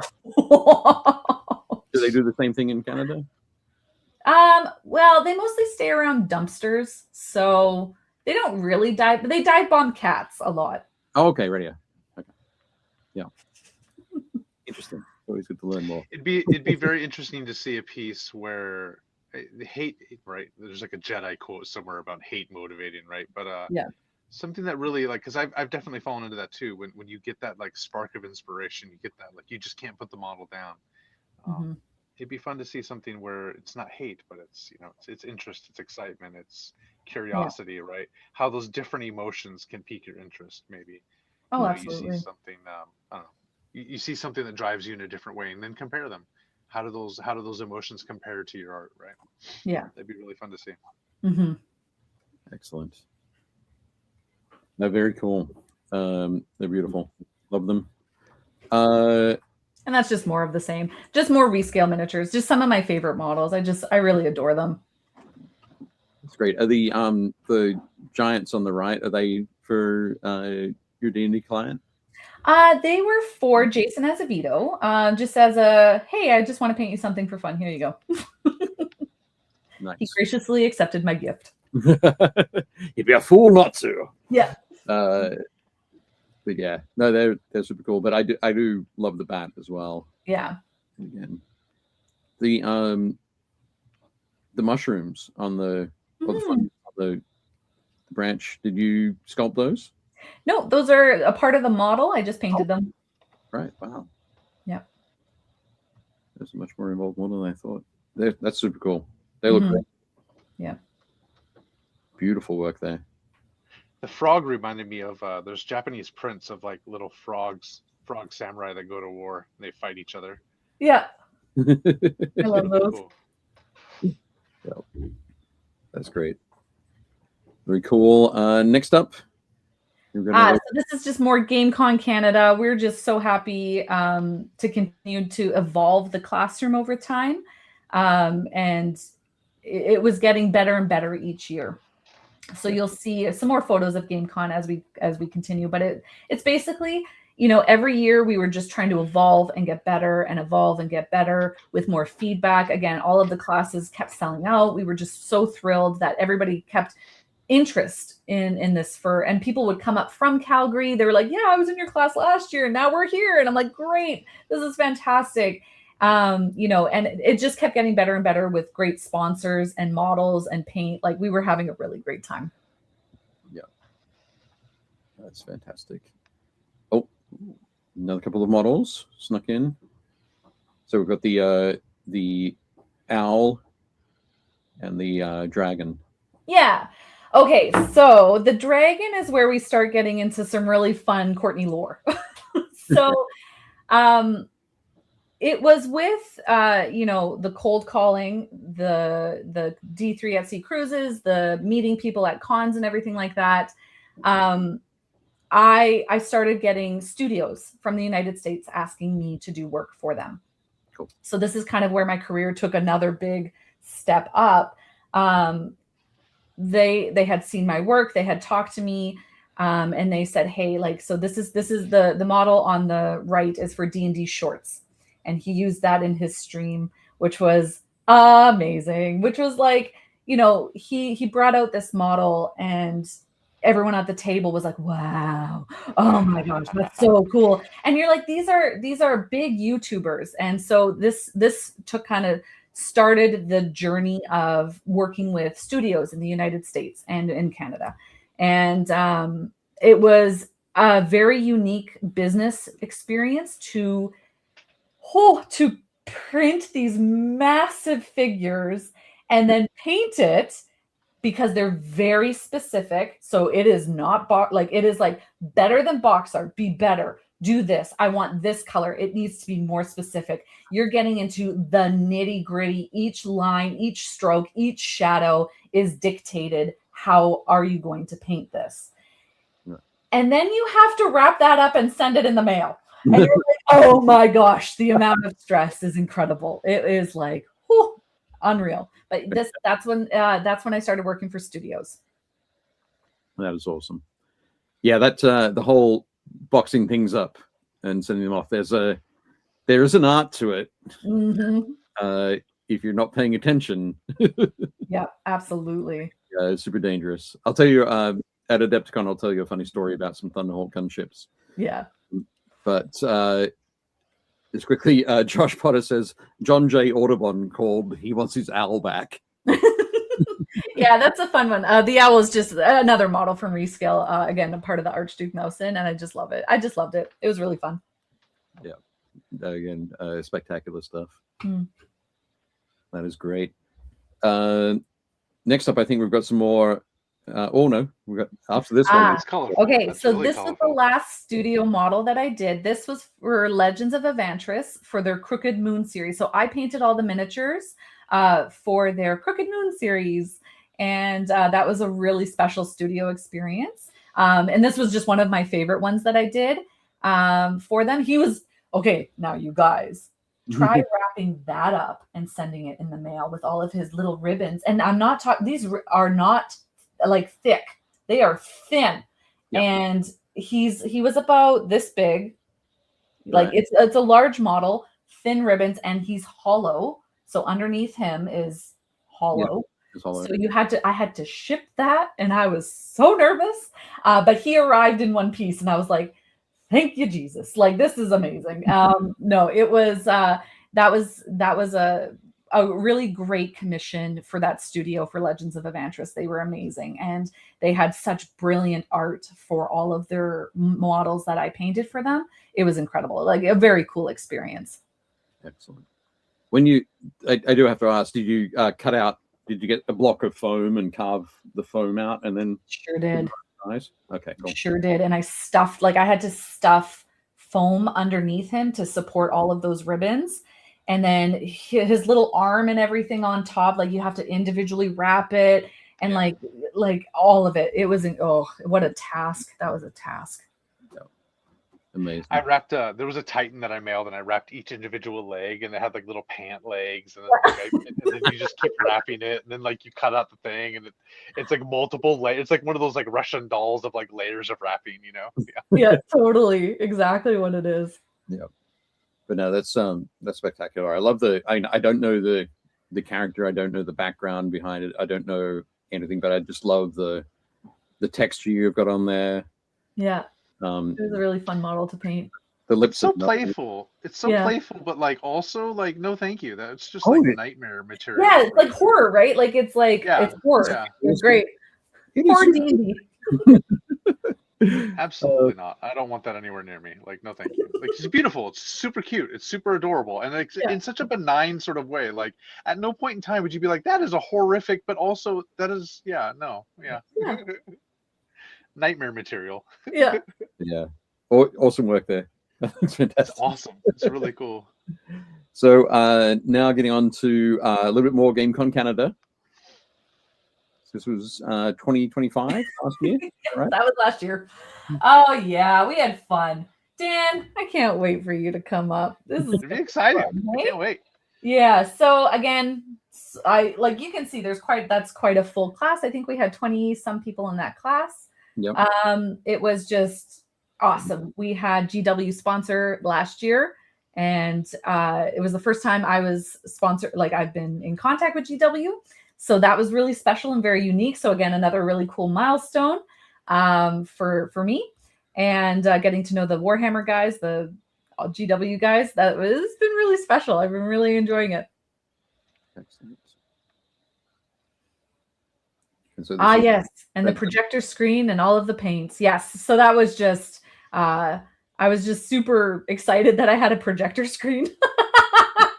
I was like, I am making my way up in the world. I've got a projector. So yeah, no, it was great. That's awesome. Very cool. That is a different skill altogether as well. Like, painting is one thing, having people watch you paint is another. Teaching people how to paint, but then teaching people how to paint with like a camera, like, so yeah, I'm still figuring that out. I'm like, I don't know. Is it on there? Can you see it? Can you not? Yeah. That looks amazing. Very cool. I at this point, Jake would say, "Hey, that room looks like the room that we have at San Diego Comic-Con, but we don't have a projector." No. And we're painting during our classes. We're doing a lot of wandering around and sort of helping people. But yeah, that's very cool. Yeah. And this was you on the GW Twitch or the Warhammer TV. Yeah.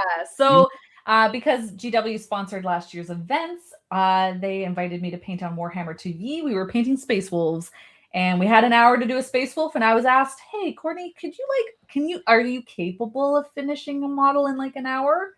I said, "Guys, yes. Of course I can finish a model in like an hour. Don't worry about it." And I did, and they were very impressed. I was like, right on. I think I did the same thing, and I painted what was it? It was a heresy model, and I painted like the whole thing in like an hour and a half. Like, oh Dan, you could take more time. I mean, Swinson is painting the same one, and he's gonna do it over like 2 or 3 streams. I'm like, no, it's done. It's okay, it's done. Here you go. Yeah, exactly. I'm like, I don't have time to come back. That has to be done in an hour. Yeah. That's excellent. That's very cool. They were very great. They were so gracious. They were so giving. I did a special skin tone class with the Gargants, and they gave so many, and all of the paint and all of the brushes. It was awesome. I was really happy to be sponsored by them for that event. That was great. Yeah, that's excellent. Very cool. Oh, sorry. There we go.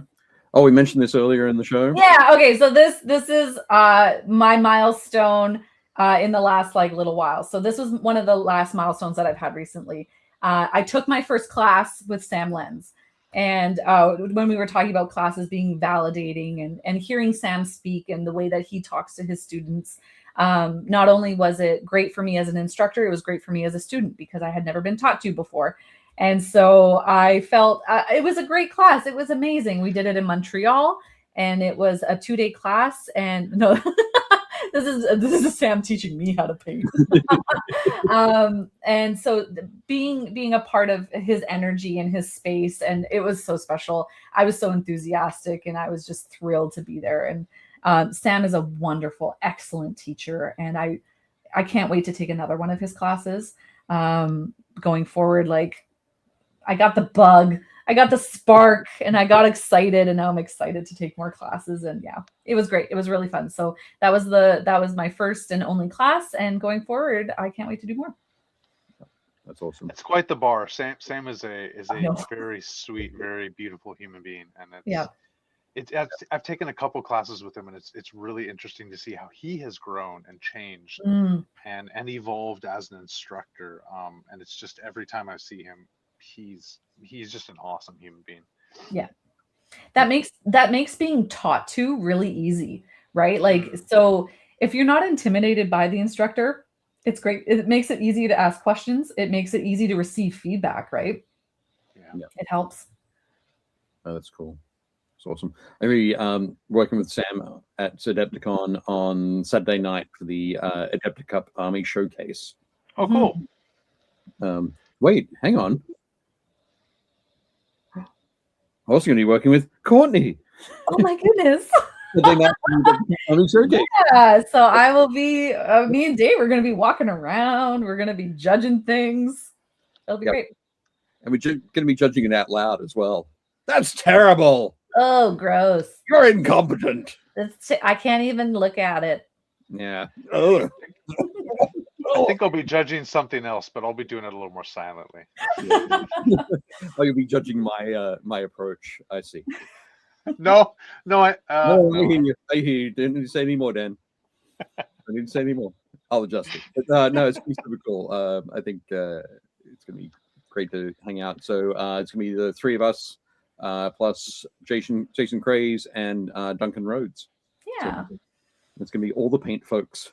So yeah, it was funny. When I got a phone call, and I was telling them, I'm like, do you want my resume? Like, I have credentials. Like, I have judged contests before. I'm like, I'm judging a Sparmax and Iwata International Painting Competition. Like, does that count? Or like, is that good? Tell me I'm good. I don't know. He's like, no, that sounds great. I was like, cool. See you there. If they're asking, they've done their homework already. You're fine. Yeah. I know, right? Oh yeah. So no, definitely, I'm excited for that. It's gonna be great. We'll get to hang out, and then I think yes, this is our the fun one here. But actually, before we get into this one, let's just go back a sec and talk GameCon Canada. Yeah. GameCon Canada 2026. let's talk for 5 minutes about what's happening there. Yeah. May I introduce you to Dan Ozborne, brought on by the GameCon Canada team to be our art director.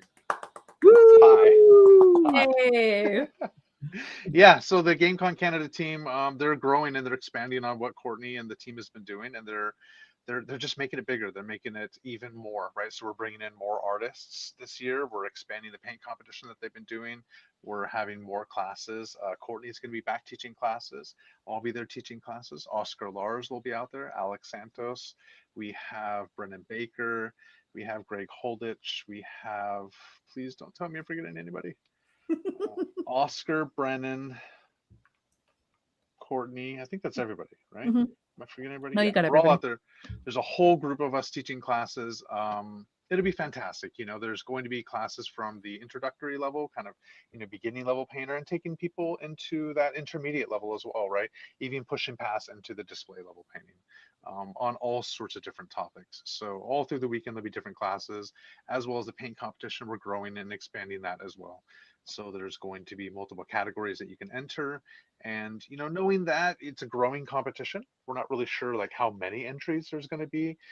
So we'll be going through and judging kind of each model according to how it's presented. So looking at that model, is it at an entry level? Is it at a bronze level, right? Is it at a master class level? Is it something that you would enter like in Golden Demon? So therefore it's going to be a gold or something like that. So, it's a growing event. The GameCon Canada itself they're expecting around 40,000, 50,000 people this year.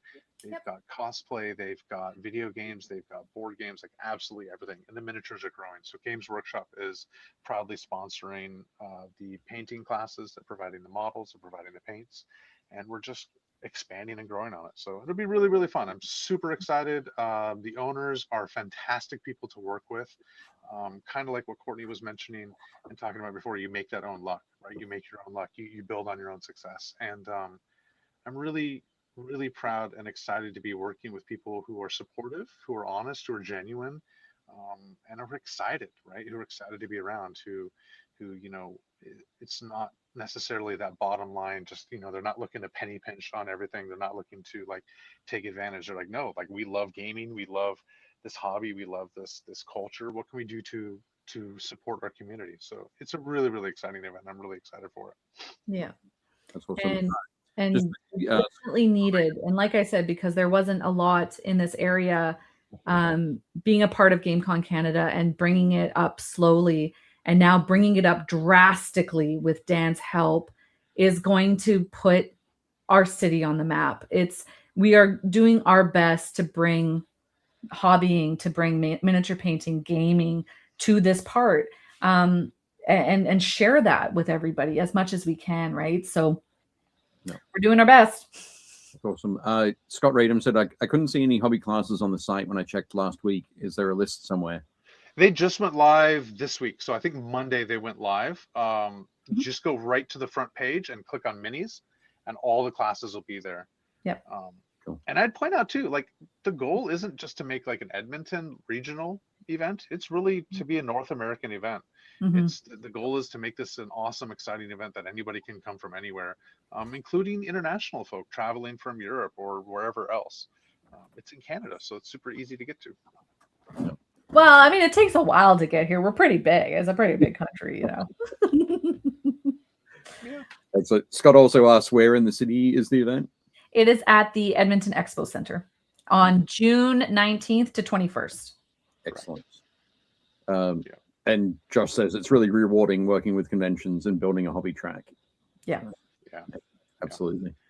Yeah, and I've done that with a couple different events. Like, again, I cannot stress enough just how exciting it is to be around folk that are appreciative, that are supportive, that are honest, that are genuine, and are really in it for those right reasons, right?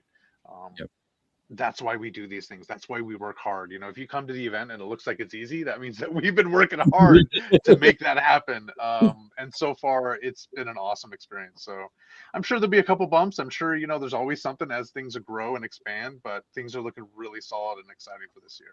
And there'll be a painting event. So grab your models, get something ready, and bring it out here. Awesome. That is great. Fantastic. Courtney, do you have anything else you'd like to add about your? Well, let me make you big again. There we go. Woo! Yeah, I know we got to wrap it up pretty quick here, but the last of the events in my life currently is joining the Army Painter team. And like I said earlier, like it was on my list of wouldn't that be crazy if that happened, but it wouldn't have happened if I didn't go to Adepticon last year with Iwata and didn't put myself in front of Adam and say, hey, I'm Courtney, thanks for your products, I really appreciate them, and talk to Kat and things like that. It was I guess it's a type of cold call when you just place yourself in front of someone and you make them listen to you. So, Yeah. or you corner them a little bit and make sure they can't leave while you tell them what you think of them. But yeah, Adam contacted me last year after Adepticon, and we had been talking since last year, and we kind of got the ball rolling on me being a part of the Army Painter team end of last year. And now that I've been a part of the team now for a couple months, I guess it's been official since February, but I've been a part of the team since November, December last year. It's been amazing. And now with a company like the Army Painter to back me and to, elevate what I have to say about the hobby, I've been just so thankful and so appreciative and so grateful.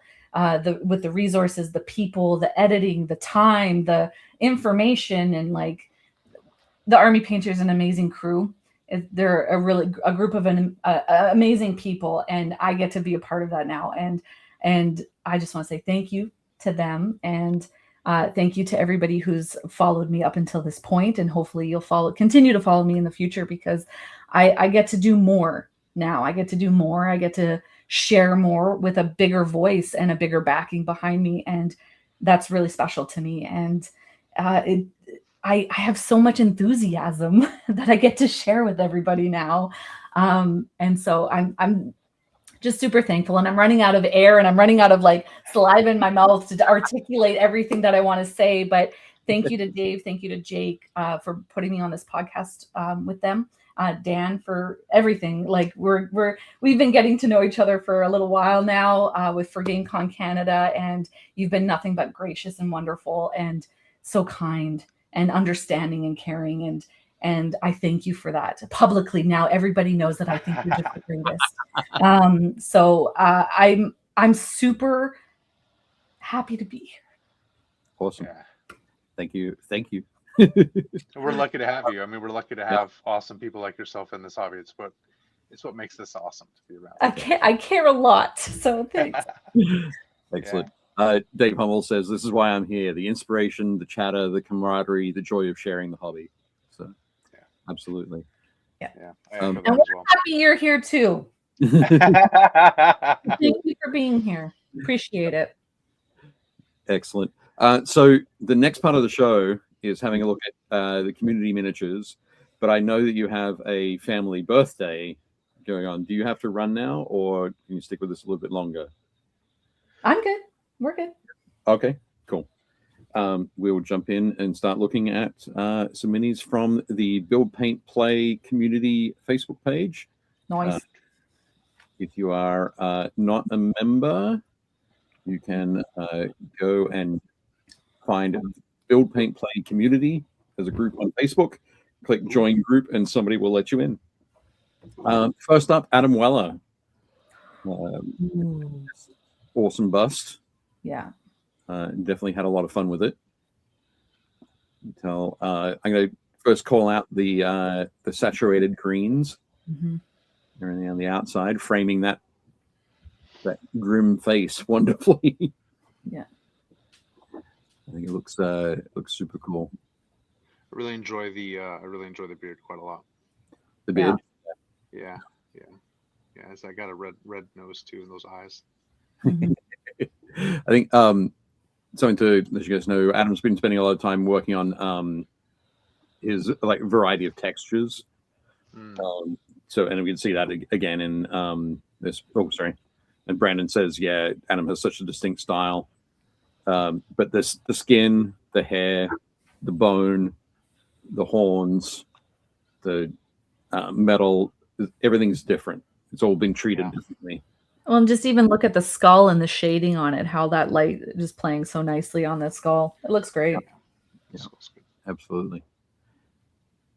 Whenever I see Adam's work, and I call that out all the time, that the texture work. It's mainly because I know that on mine, I have to think very specifically that I'm going to paint something different, like this, paint to its texture or what it should be. So I'm always impressed. But yeah, excellent work, Adam. Next up, Alan Borthwick. These are a couple that Alan posted last week that we didn't put on the show. A fantastic gaggle of ghouls. Yeah, those are great. I think there are some here that are very reminiscent of the Paul Muller Games Workshop ghouls back in the day. But so they might be Paul Muller sculpts, but done it after he left Games Workshop. But they look very cool. And the big creepy, dude. Fun? It's creepy. Is that one in the front? Like, is it like a baby ghoul holding another baby ghoul or something? Like, I think it's holding a skull or a head. It's looking into its eyes, but yeah. Sure, go and call out the super creepy one. Yeah. But they look fantastic, Alan. And next out, Jonathan Palomo says, I have to head out and take my son to hockey. Thanks for the great conversation. Excellent. Thanks for joining us, Jonathan. And speaking of creepy, and also for his zombie game. I love it. Yeah. To be fair to Alan, like somebody sculpted this, and he's just painting it. Yeah. But yeah, again, an awesome job. But these are things that are so often missing from our gaming tables when we're gaming the zombie apocalypse.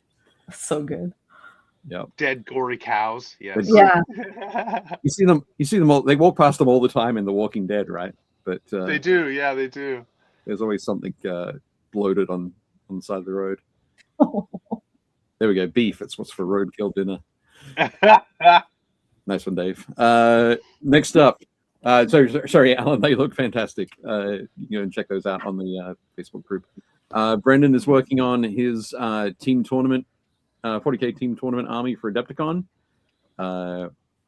Doing Custodes. I don't think they're the Shadow Keepers that he's doing. He and his team are doing the ones with the black armor, but gold helmets and gold shoulder pads. I have a massive Custodes army. I'm really excited to start painting them. Yeah, nice. If you're just doing gold, they paint up pretty quickly. Yeah, they do. They do. That's a commission I did a number of years ago. 10,000 points of Custodes. Oh, jeez. Yeah, which is like 5 or 6 models, right? Yeah. Yeah. Plus a tank, maybe. Yeah. But these are looking great, Brendan. Very cool. I know Brendan's been distracted recently by painting up a lot of Trench Crusade terrain. But, yeah, he's focused now, getting these done for the team tournament. Excellent. Next up, Chris Gorka. Chris is painting some more Space Wolves. And this guy's looking very cool. Yeah, very cool. Heresy, yeah. I think he's been painting some for 40K, but I think he has painted this up for Heresy, yeah. So got the original gray armor. You'll have to let us know if he's in the chat. But yeah. Oh, sorry. Speaking of that cow, Malev said the cows from Saving Private Ryan come to mind. Absolutely. But yeah, this guy's looking great, and I'm particularly love Chris's next model that he shared. This awesome Wolf Priest. Yeah. So yeah, taking the Terminator Chaplain and modifying him with that wolf helmet. Very clean, very, very clean lines. That takes a lot of patience. That yellow is solid too on the shoulder. Yeah. Something that we always point out is Chris's style is very typically fairly subdued, desaturated, and there's just a single color that'll be a massive pop of color on his model. I see it. Right, yeah. Looking great there, Chris. I love the again the texture on that skull. the bone sort of feel that he's got going on there. Yeah. Still. Yeah. And Dave Hummel's calling out the hip armor detail. Mm. Looking great. Yeah. Oh, that's cool. Oh, I didn't even notice that. Yeah, that's great. Yep. Nice work there, Chris. Subtle, but makes a nice difference. Yeah. Chris Jones, another Canadian. Chris is down in Vancouver. Got excited to paint up some more Dark Angels for his Dark Angel force. Really great. cool.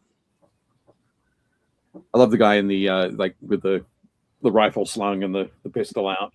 Yeah. Yeah. That's one of my favorite models from that, or favorite sort of ways you can put those kits together. Yeah, that was I a cool love that. change, right? When they became more tactical, when they became like actually like moving like tactical soldiers would. Yeah. Sorry, I didn't mean to interrupt. Oh no, I was just gonna say the tone of red just matches the green perfectly. Like it's so nice. It works really well together. Yeah, absolutely. Looks cool. Nice work, Chris. Good to see you painting some more Dark Angels. Next up, Chris Kemig. So Chris is getting ready for Adepticon. He's playing in some Horus Heresy events. Chris has got a fantastic Imperial Fist army. In this case, he's painted the his Seeker squad, which are on the table on the right-hand side here. That's an example of them as Imperial Warriors, which is the Legion. Oh, basically what the Legion was called before they found Rogal Dawn and became the Imperial Fists. What were they called again? What is their name? Imperial Warriors. Imperial Warriors. Okay. So the gray Legion armor with the yellow. I don't think I've ever seen anybody paint them. Usually you see like the loyalists you don't ever see, but usually you see the heretics, right? Like the baddies. You'll see them painted as like the pre-discovery color schemes. That's cool. Dust Graders, or like Jake did the Warhounds instead of World. But yeah, it's nice to see when people sort of track down what they look like. But yeah, this looks great, Chris. Yeah, looks awesome. Nice one. Dave Hummel. Dave Hummel's finally getting around to assembling some breaches that he's been working on for a little bit. Those are great. So, looking neat there. I know Dave's still in the chat there, so looking cool. I can't remember whether I think these the shields might be from Pop Goes the Monkey. I think I have some shields like that, but they've got that a little bit of a like the Roman scutum shield sort of designs on there. I'll have to stomp them to death with some knights. Sorry,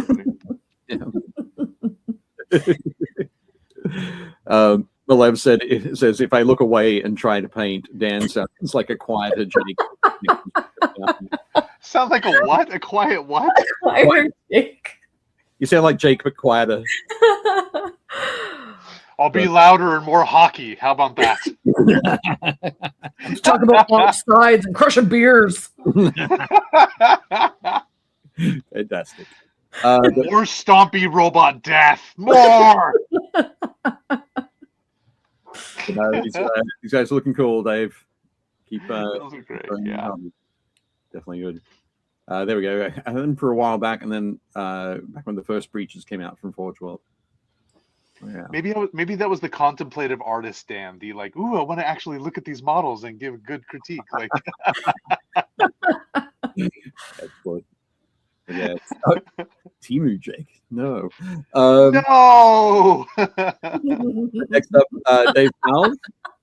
Dave Powles has been working. We've shown off. I like that. Recently. So our friend Mark Rayleigh has been sculpting old school orcs. So that's what some of these are.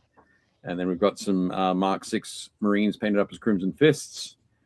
So these are for Battle of the Farm that the guys are putting on at Adepticon. Cool. Nice retro Rogue Trader kind of look, but with everything made new. Yeah. So like those orcs look awesome. They look really, really cool. They definitely look second edition. That terrain also looks really, really cool. So that's again sculpted digitally by Mark Rayleigh. Mark started sculpting last May. Of course he did. Of course he did. That's why he's so amazing. Yes. He's pushing himself and really enjoying it. And I think it was about 2 months ago. He was like, I probably should make some terrain for the event.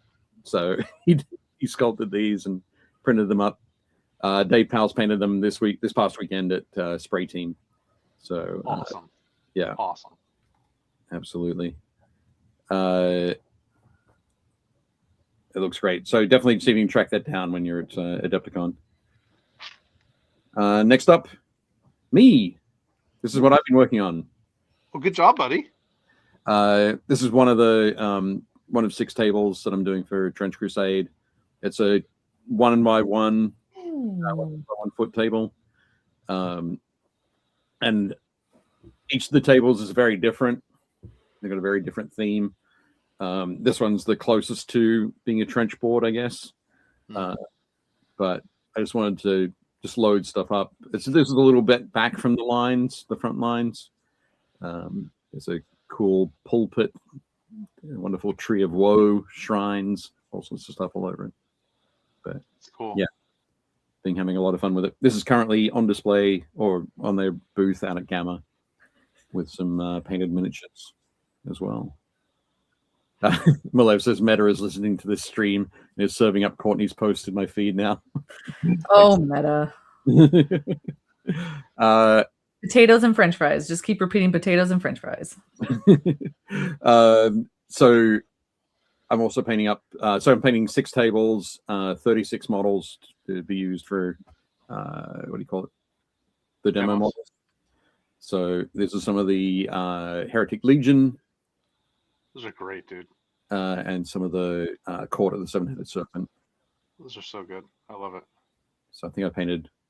It's been crazy. I've painted about 18 models in the last week. I think I'm a pretty quick painter sometimes, and then like I hear what you painted, I'm like, yeah, never mind. Like whatever. It's just because there's a deadline. There's a deadline looming. So yeah. I have deadlines too, but not like you do. And I've got these ones to paint this week. So they're all the faithful who are going on the other tables. After Adepticon, we'll show off the rest of them. I say we'll show off. I'll show off the rest of them. But yeah, so lots of fun there. Next up, Sulin. Sulin's been painting. He said that this was the first time in a long while that he's been able to just sort of sit down and paint a model for himself. There's a lot of commissioning. And you can tell that he definitely enjoyed painting that gunner. Yeah. For his, I can tell he had fun because there's more than like 4 colors. Commission painter, it's like 2-3 colors. That's all you're getting, buddy. Like, yeah. What are you saying? What are you saying? There's only 2 or 3 colors. But yeah, he's definitely having a great time. This is a Marienberger force that he's doing. So cool. And they're looking great. Yeah, very cool. Nice work, Sulin. Yeah, love it. Josh Potter painted up a bunch of Reaper Bones minis, but also goblins. He was saying that the base that they come on, the sculpted or the base they're affixed to, didn't quite reach to the edge of the bases that he put them on, so he sculpted cobblestones. Oh, cool! Nice. So, yeah, these are looking very cool. The blue looks great too. Like it's a fun, different take. It's not just the green that you always see. Yeah. Yeah, absolutely. And then that orange hint in the like the basing and the pops and the thing, it just helps that blue pop. Yeah. Yeah. But yeah, looking very cool there, Josh. Nice work. And I also like the little tiered display that we got. Yeah. Representing. I very rarely. I should do more of that, but yeah, nice one. Excellent. Luis painting up some more, finishing up some more Raven Guard. So he's definitely having fun with these. That looks good.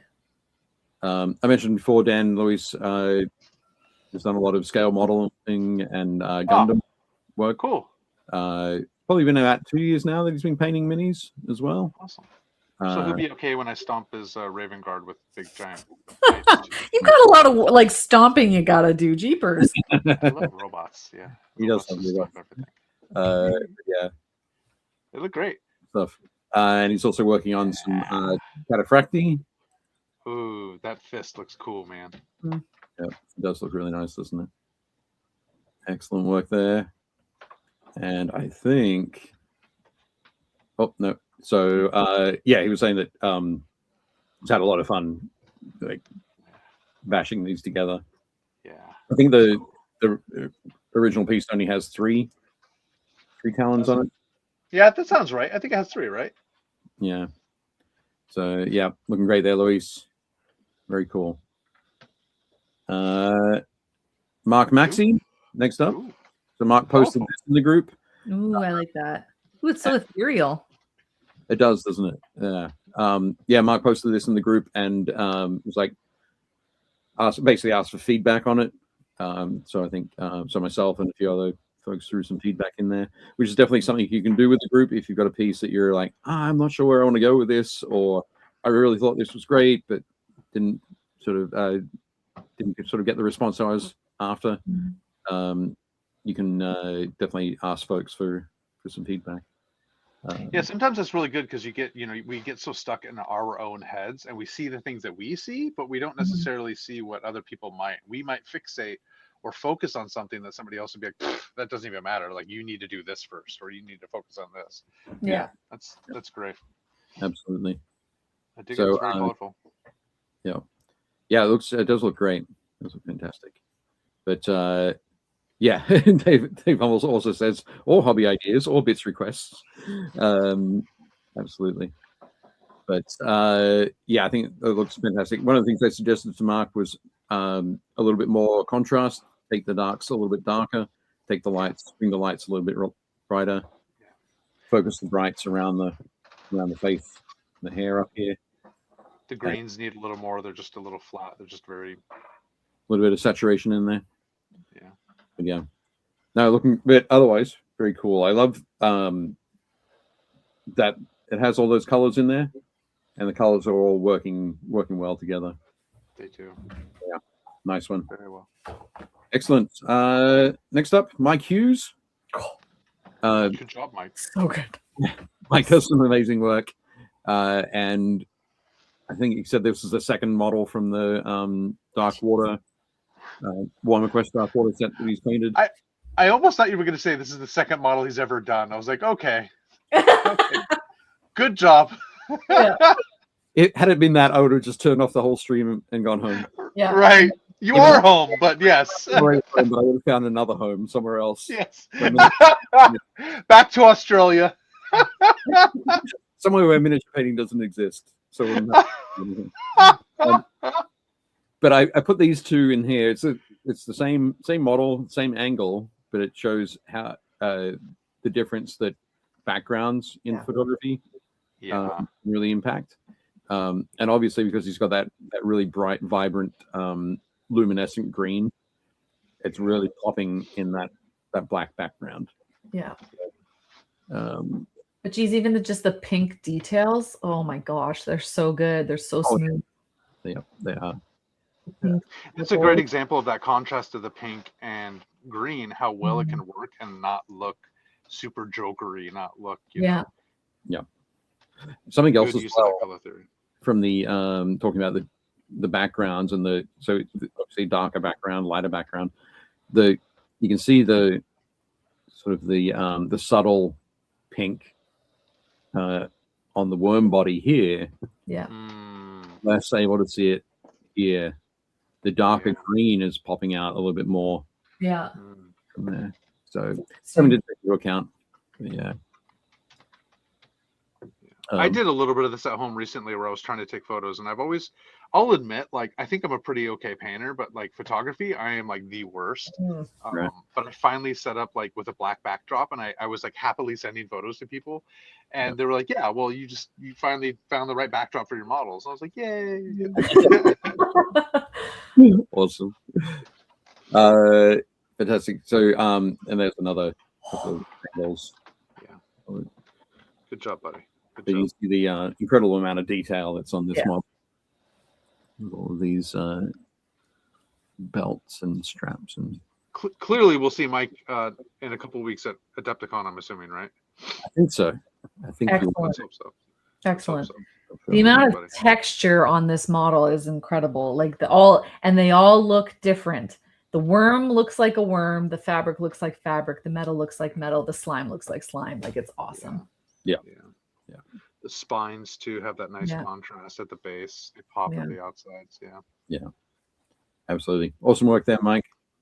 Nice one. Killing it, dude. Killing it. Yeah. Next up, Patrick Keith, Bombshell Minis. Finished painting his inquisitorial retinue. And beautiful job. Oh, those are great. They look cool. 10 of 10. Want to stomp with the Chaos Robot. That's why he's bunched them all together so you can fit them all under one foot. Yeah, just one stompy. What was that? Remember, like in was it Fantasy? You have like the foot of Gork, right? Stomp things, right? Or a falling giant template or something like that. Oh yeah, I forgot about that too. Oh, I love it. I love it. Yeah, Thwomp from Mario. I love the expression on that character in the front. They're like, with the gun that he's got. I'm so angry. I will kill all of you. Is it Inquisitor or is it it could even almost be like Necromunda, I feel. Oh, these are this is a kill team box. It's one of the story retinue box or inquisitorial henchman or something like that. So the one at the front is a what's the word I'm looking for? They're like the interrogators. Inquisitorial interrogator. Yeah, that person looks like they would interrogate you. Like, why did you park there? Sort of. Yeah, ask a lot of questions. Yeah. Excellent. But yeah, looking very cool. Patrick's going to have these at Adepticon. If anyone will show me how to play a kill team. Cool. So if anyone wants to show Patrick how to play kill team, he'll have this this group there with him. But yeah, he says it's a Sororitas head on the interrogator. Ah, there you go. Okay. She's angry and she's going to kill everybody. And Dave Humble says it's because you drank all the caffeine. I see. That's what I was thinking. I was like, I asked for oat milk. But no, beautiful work there, Patrick. Thanks very much. It's a representative from the HOA. Yeah. Nice. Excellent stuff. Next up, Reese. Oh, cool. Ooh, I like that. Work for his Thousand Suns army. Nice. 100% certain that those flames underneath are 3D printed. But yeah, beautifully. Well, I say I'm 100% certain. As soon as I said that, I was like, nope, 95% certain. Yeah, you could have done that with some green stuff. Yeah. Yep. But Reese has been having a lot of fun with his Thousand Suns force. There was a Custodes, wasn't there an old school Custodes rhino like that, a conversion? You did it, did you not? In White Dwarf like a billion years ago? No, that was not me. There was a Thousand Suns rhino that was floating and it had LEDs underneath. It had a glow, but a little bit different to this. But yeah. There we go. Patrick says that rhino makes me want to paint one like Eddie Van Halen's guitar. Beautiful stuff there, Reese. Nice work. Next up, Scott Radham. I love it. I love him. Yeah. So I think you said the artist is Tom Dixon. Yeah. I could be wrong. But yeah, just a fantastic, cool. Tom Dixon, I'll write it down. That's a non-stumpy robot. Yeah. It's still a robot you should have. Absolutely. I think in the art of volume 12, Joshua Lai, he has a few Tom Dixon inspired pieces. Matt Dixon. My bad. Not Tom. I think I know it. I think I know a guy called Tom Dixon. Matt Dixon. Well, I have that art of book. I'll just go look through it. I think I know a guy called Tom Dixon. Matt Dixon. My bad. Not Tom. I think I know a guy called Tom Dixon. Matt Dixon. Right, yeah. Well, I have that art of book. I'll just go look through it. Yeah, go check that out. But yeah, very cool. I think you're doing an excellent job on there, Scott. The texture on that head. Yeah. It's got great beaten metal feel. Little oil streak too. Yeah, I love it. Yeah, good, sweet, nice one. Next up, Sean Gleason. I can't even read words now. Sean Gleason pinned up these two minis from Man of War. Nice. Back so cool. the mid-90s. So there is in Southern California, in Orange County, there's this place called Atlantis Water Park or something, where my grandfather used to take me as a little kid, right? Okay. It's still there. I took my daughter when she was like super, and they have like art like this on the wall, like there's a mosaic, and it looks just like this, like just like amazing. this. It's awesome. It's like I like all the colors used in the 1970s. water too. It looks great. Yeah, I love it. This is like 10 of 10. Like, this is so good. This is so good. Excellent. Oh, there, and Sean says he sculpted the bases. Yes, that's perfect. That is perfect. I love the whale, like all the little splotchiness on his head too. That is so great. Yeah. Great little barnacles and stuff. But yeah, fantastic. Nice work, Sean. Very cool. I love it. Next up, Stephen Green. Stephen Green's been doing some a bunch of Cathay stuff. We showed those in previous weeks. He's taking a break, and then now he's picked up the it's like the Bretonian Blood Bowl team. Ah, that's what they are. Nice. Cool. Yeah, these are the linemen, the peasant linemen. Super cool. Very cool. He's having fun with those. And some work there with the using the Carroburg Crimson. I think he's using that like a speed paint kind of thing. Carroburg Crimson is a good color. I use that one a lot. No, it's neat. Awesome. Oh, and Carl Tuttle has joined us. Hi, Carl. What's up, Carl? Welcome. And yeah, these look very cool. Nice work, Steve. They're great. I want to see the knights when you get them painted up. Neat. And then finally, I think we've got Stephen Ryder. This is a boulette. I love him. So this was one Stephen painted up, or was painting up for, I think, Jim Trask, who was the founder of Dragon Magazine back in the day. And unfortunately, Jim has passed before Stephen was able to finish it and get it off to him. But yeah, he wanted to. Originally, I don't know if you know, but a lot of the original D&D monsters were based on. There's a pack of. It was like Japanese, basically monster, plastic monster figures. Yeah. Kind of similar to the like plastic army men. It would have come in that same sort of bag. Yeah. And if you can find that particular pack, and you open it up and go, oh, that's the owlbear. There's the bullet. There's the beholder, and that's what they all came from this one pack. But this one isn't one of those minis. It's a special one that was made by Ralph Arthur, I think. Josh will be able to let us know. Tim Kask. I'm having a terrible name with terrible time with names tonight. There we go. Tim Kask. Yes, Tim came up with the bullet for original D&D. That's tough. I've had a couple. You know, when you do commission painting long enough, I've had a couple customers pass in the interim as well. Mm. And it's a tough thing. And one of them was a very, very, very close friend. And the pieces kind of became a memorial. And it was ultimately, it was very sad, obviously, but there was some beauty and happiness in the pieces that remained. And yeah, so you find those little moments. But that's a really cool piece. It's a really fun piece. Yep. Yeah, absolutely. But yeah, thanks very much for the help in the chat from Cal and Josh.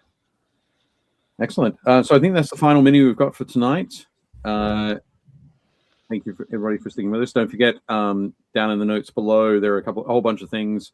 So there's Courtney's website, Figuratively Speaking Minis. There is Courtney's Instagram, again, Figuratively Speaking Minis. I put Dan's Instagram in there as well, D.Ozborne. We've got a link for Adepticon. There is the all of our Build Paint Play links, as well as the discount code for the Army Painter website. So click on the link there if you want to buy something for the Army Painter. Use our discount code BPD5. That's Build Paint Discount 5, and you'll get 5% off any order from the Army Painter. All good. And then the last thing to show is who we've got on next week. Who's that? Who's that? So Who is it? We're back to Jake as co-host. And we'll have Nigel Wood on, who is one of the producers of John Blanche's On Guard. Nice. So, miniatures dueling game in 54mm. Oh, wait. I love it. I love it. Very cool. Very cool. Sort of undead pirate kind of thing going on, or general pirate fantasy setting that John Blanche has had in his head for a long time. And Nigel and his buddy Ronan been working with John to bring it out. Thomas Pirinen's writing the rule set. Paul Hicks and Patrick Masson have been sculpting miniatures for it. So it'll be good to have Nigel on. He can tell us the story about it and what all's going to happen with it. I randomly met Paul Hicks 2 years ago. We took an Uber together, and I didn't really know who he was at first, and we were kind of chatting. He is an awesome, sweet, amazing human being. Just really cool person.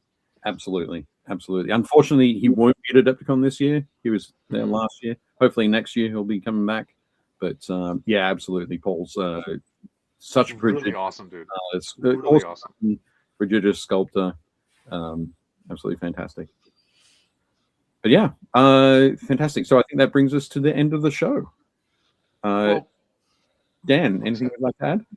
Yeah, I'm excited to see you all at Adepticon. I'll be teaching classes. I'll be at the Monument. We're doing demos at Spray Gunner booth at the Monument Hobbies with the art miniatures as art celebration thing, and I'm and a GameCon Canada I'll be at too, and Tacoma Open with Warhammer, all over, everywhere. I can't wait. All the things, all the things. I won't sleep. I won't sleep until I'm dead. Like, that's fine. You can do it, Dan. I know. When we get to Adepticon, we'll give you a big hug, and that will recharge you. And an energy drink. Yeah. Please, because my wife won't let me have any more at home. So. Awesome. Courtney, anything? Any final words? Just thanks for having me on. I appreciate it. I appreciate you letting me tell my story. Oh, awesome. It was very cool to again talking through the preparation, the opportunities that generated the incredibly lucky situation you find yourself in. But no, all that hard work, doing those terrifying things like cold calling people and saying, "Hey, check me out," is wild. And I think it's awesome that you're where you are in your journey, and welcome to the Army Painter Factory team. And Woo! I'm super excited to see all the cool things that you do. Thanks. Yeah. Yep. I want to give a massive shout out to that too, like to you as well, Dave, and to Jake, and to everybody that's in this community. Like, we all work a lot, and none of it is chance. None of it is just pure happenstance. Like, we all work super hard, and it's that collaboration, it's that community, and it's that support of each other, it's that care of each other that really make things happen. Jason, I mentioned I'm working with that miniatures as art celebration thing. In one of the meetings, he had mentioned, he's like, dude, I just want to do cool stuff with cool people. And as long as you're still cool, and as long as we're still doing cool stuff together, like, I want to keep hanging out and working together. And that really is it. Like, big congrats to all of you, and to you two specifically, like, all that hard work. You're awesome human beings. You're great friends. You're wonderful people that I look up to, and just keep doing those awesome things that we can be part of, and to everybody in the chat and everybody who watches this later on, like, just be awesome and support each other in great ways. Yeah. Excellent. Very cool. Okay. Yeah, I think that's it. We'll let Courtney go and spend time with her family. And Dan, you've got painting to do, and me, I've got to have. I do. So. You do. Excellent. Okay. Thanks very much. I always forget what Jake says at the end of the show. I love robots, he says. I love robots. And hockey and beer. And hockey and beer. He doesn't say anything like that at all. He says, don't forget to build, paint, Paint and play. There you go.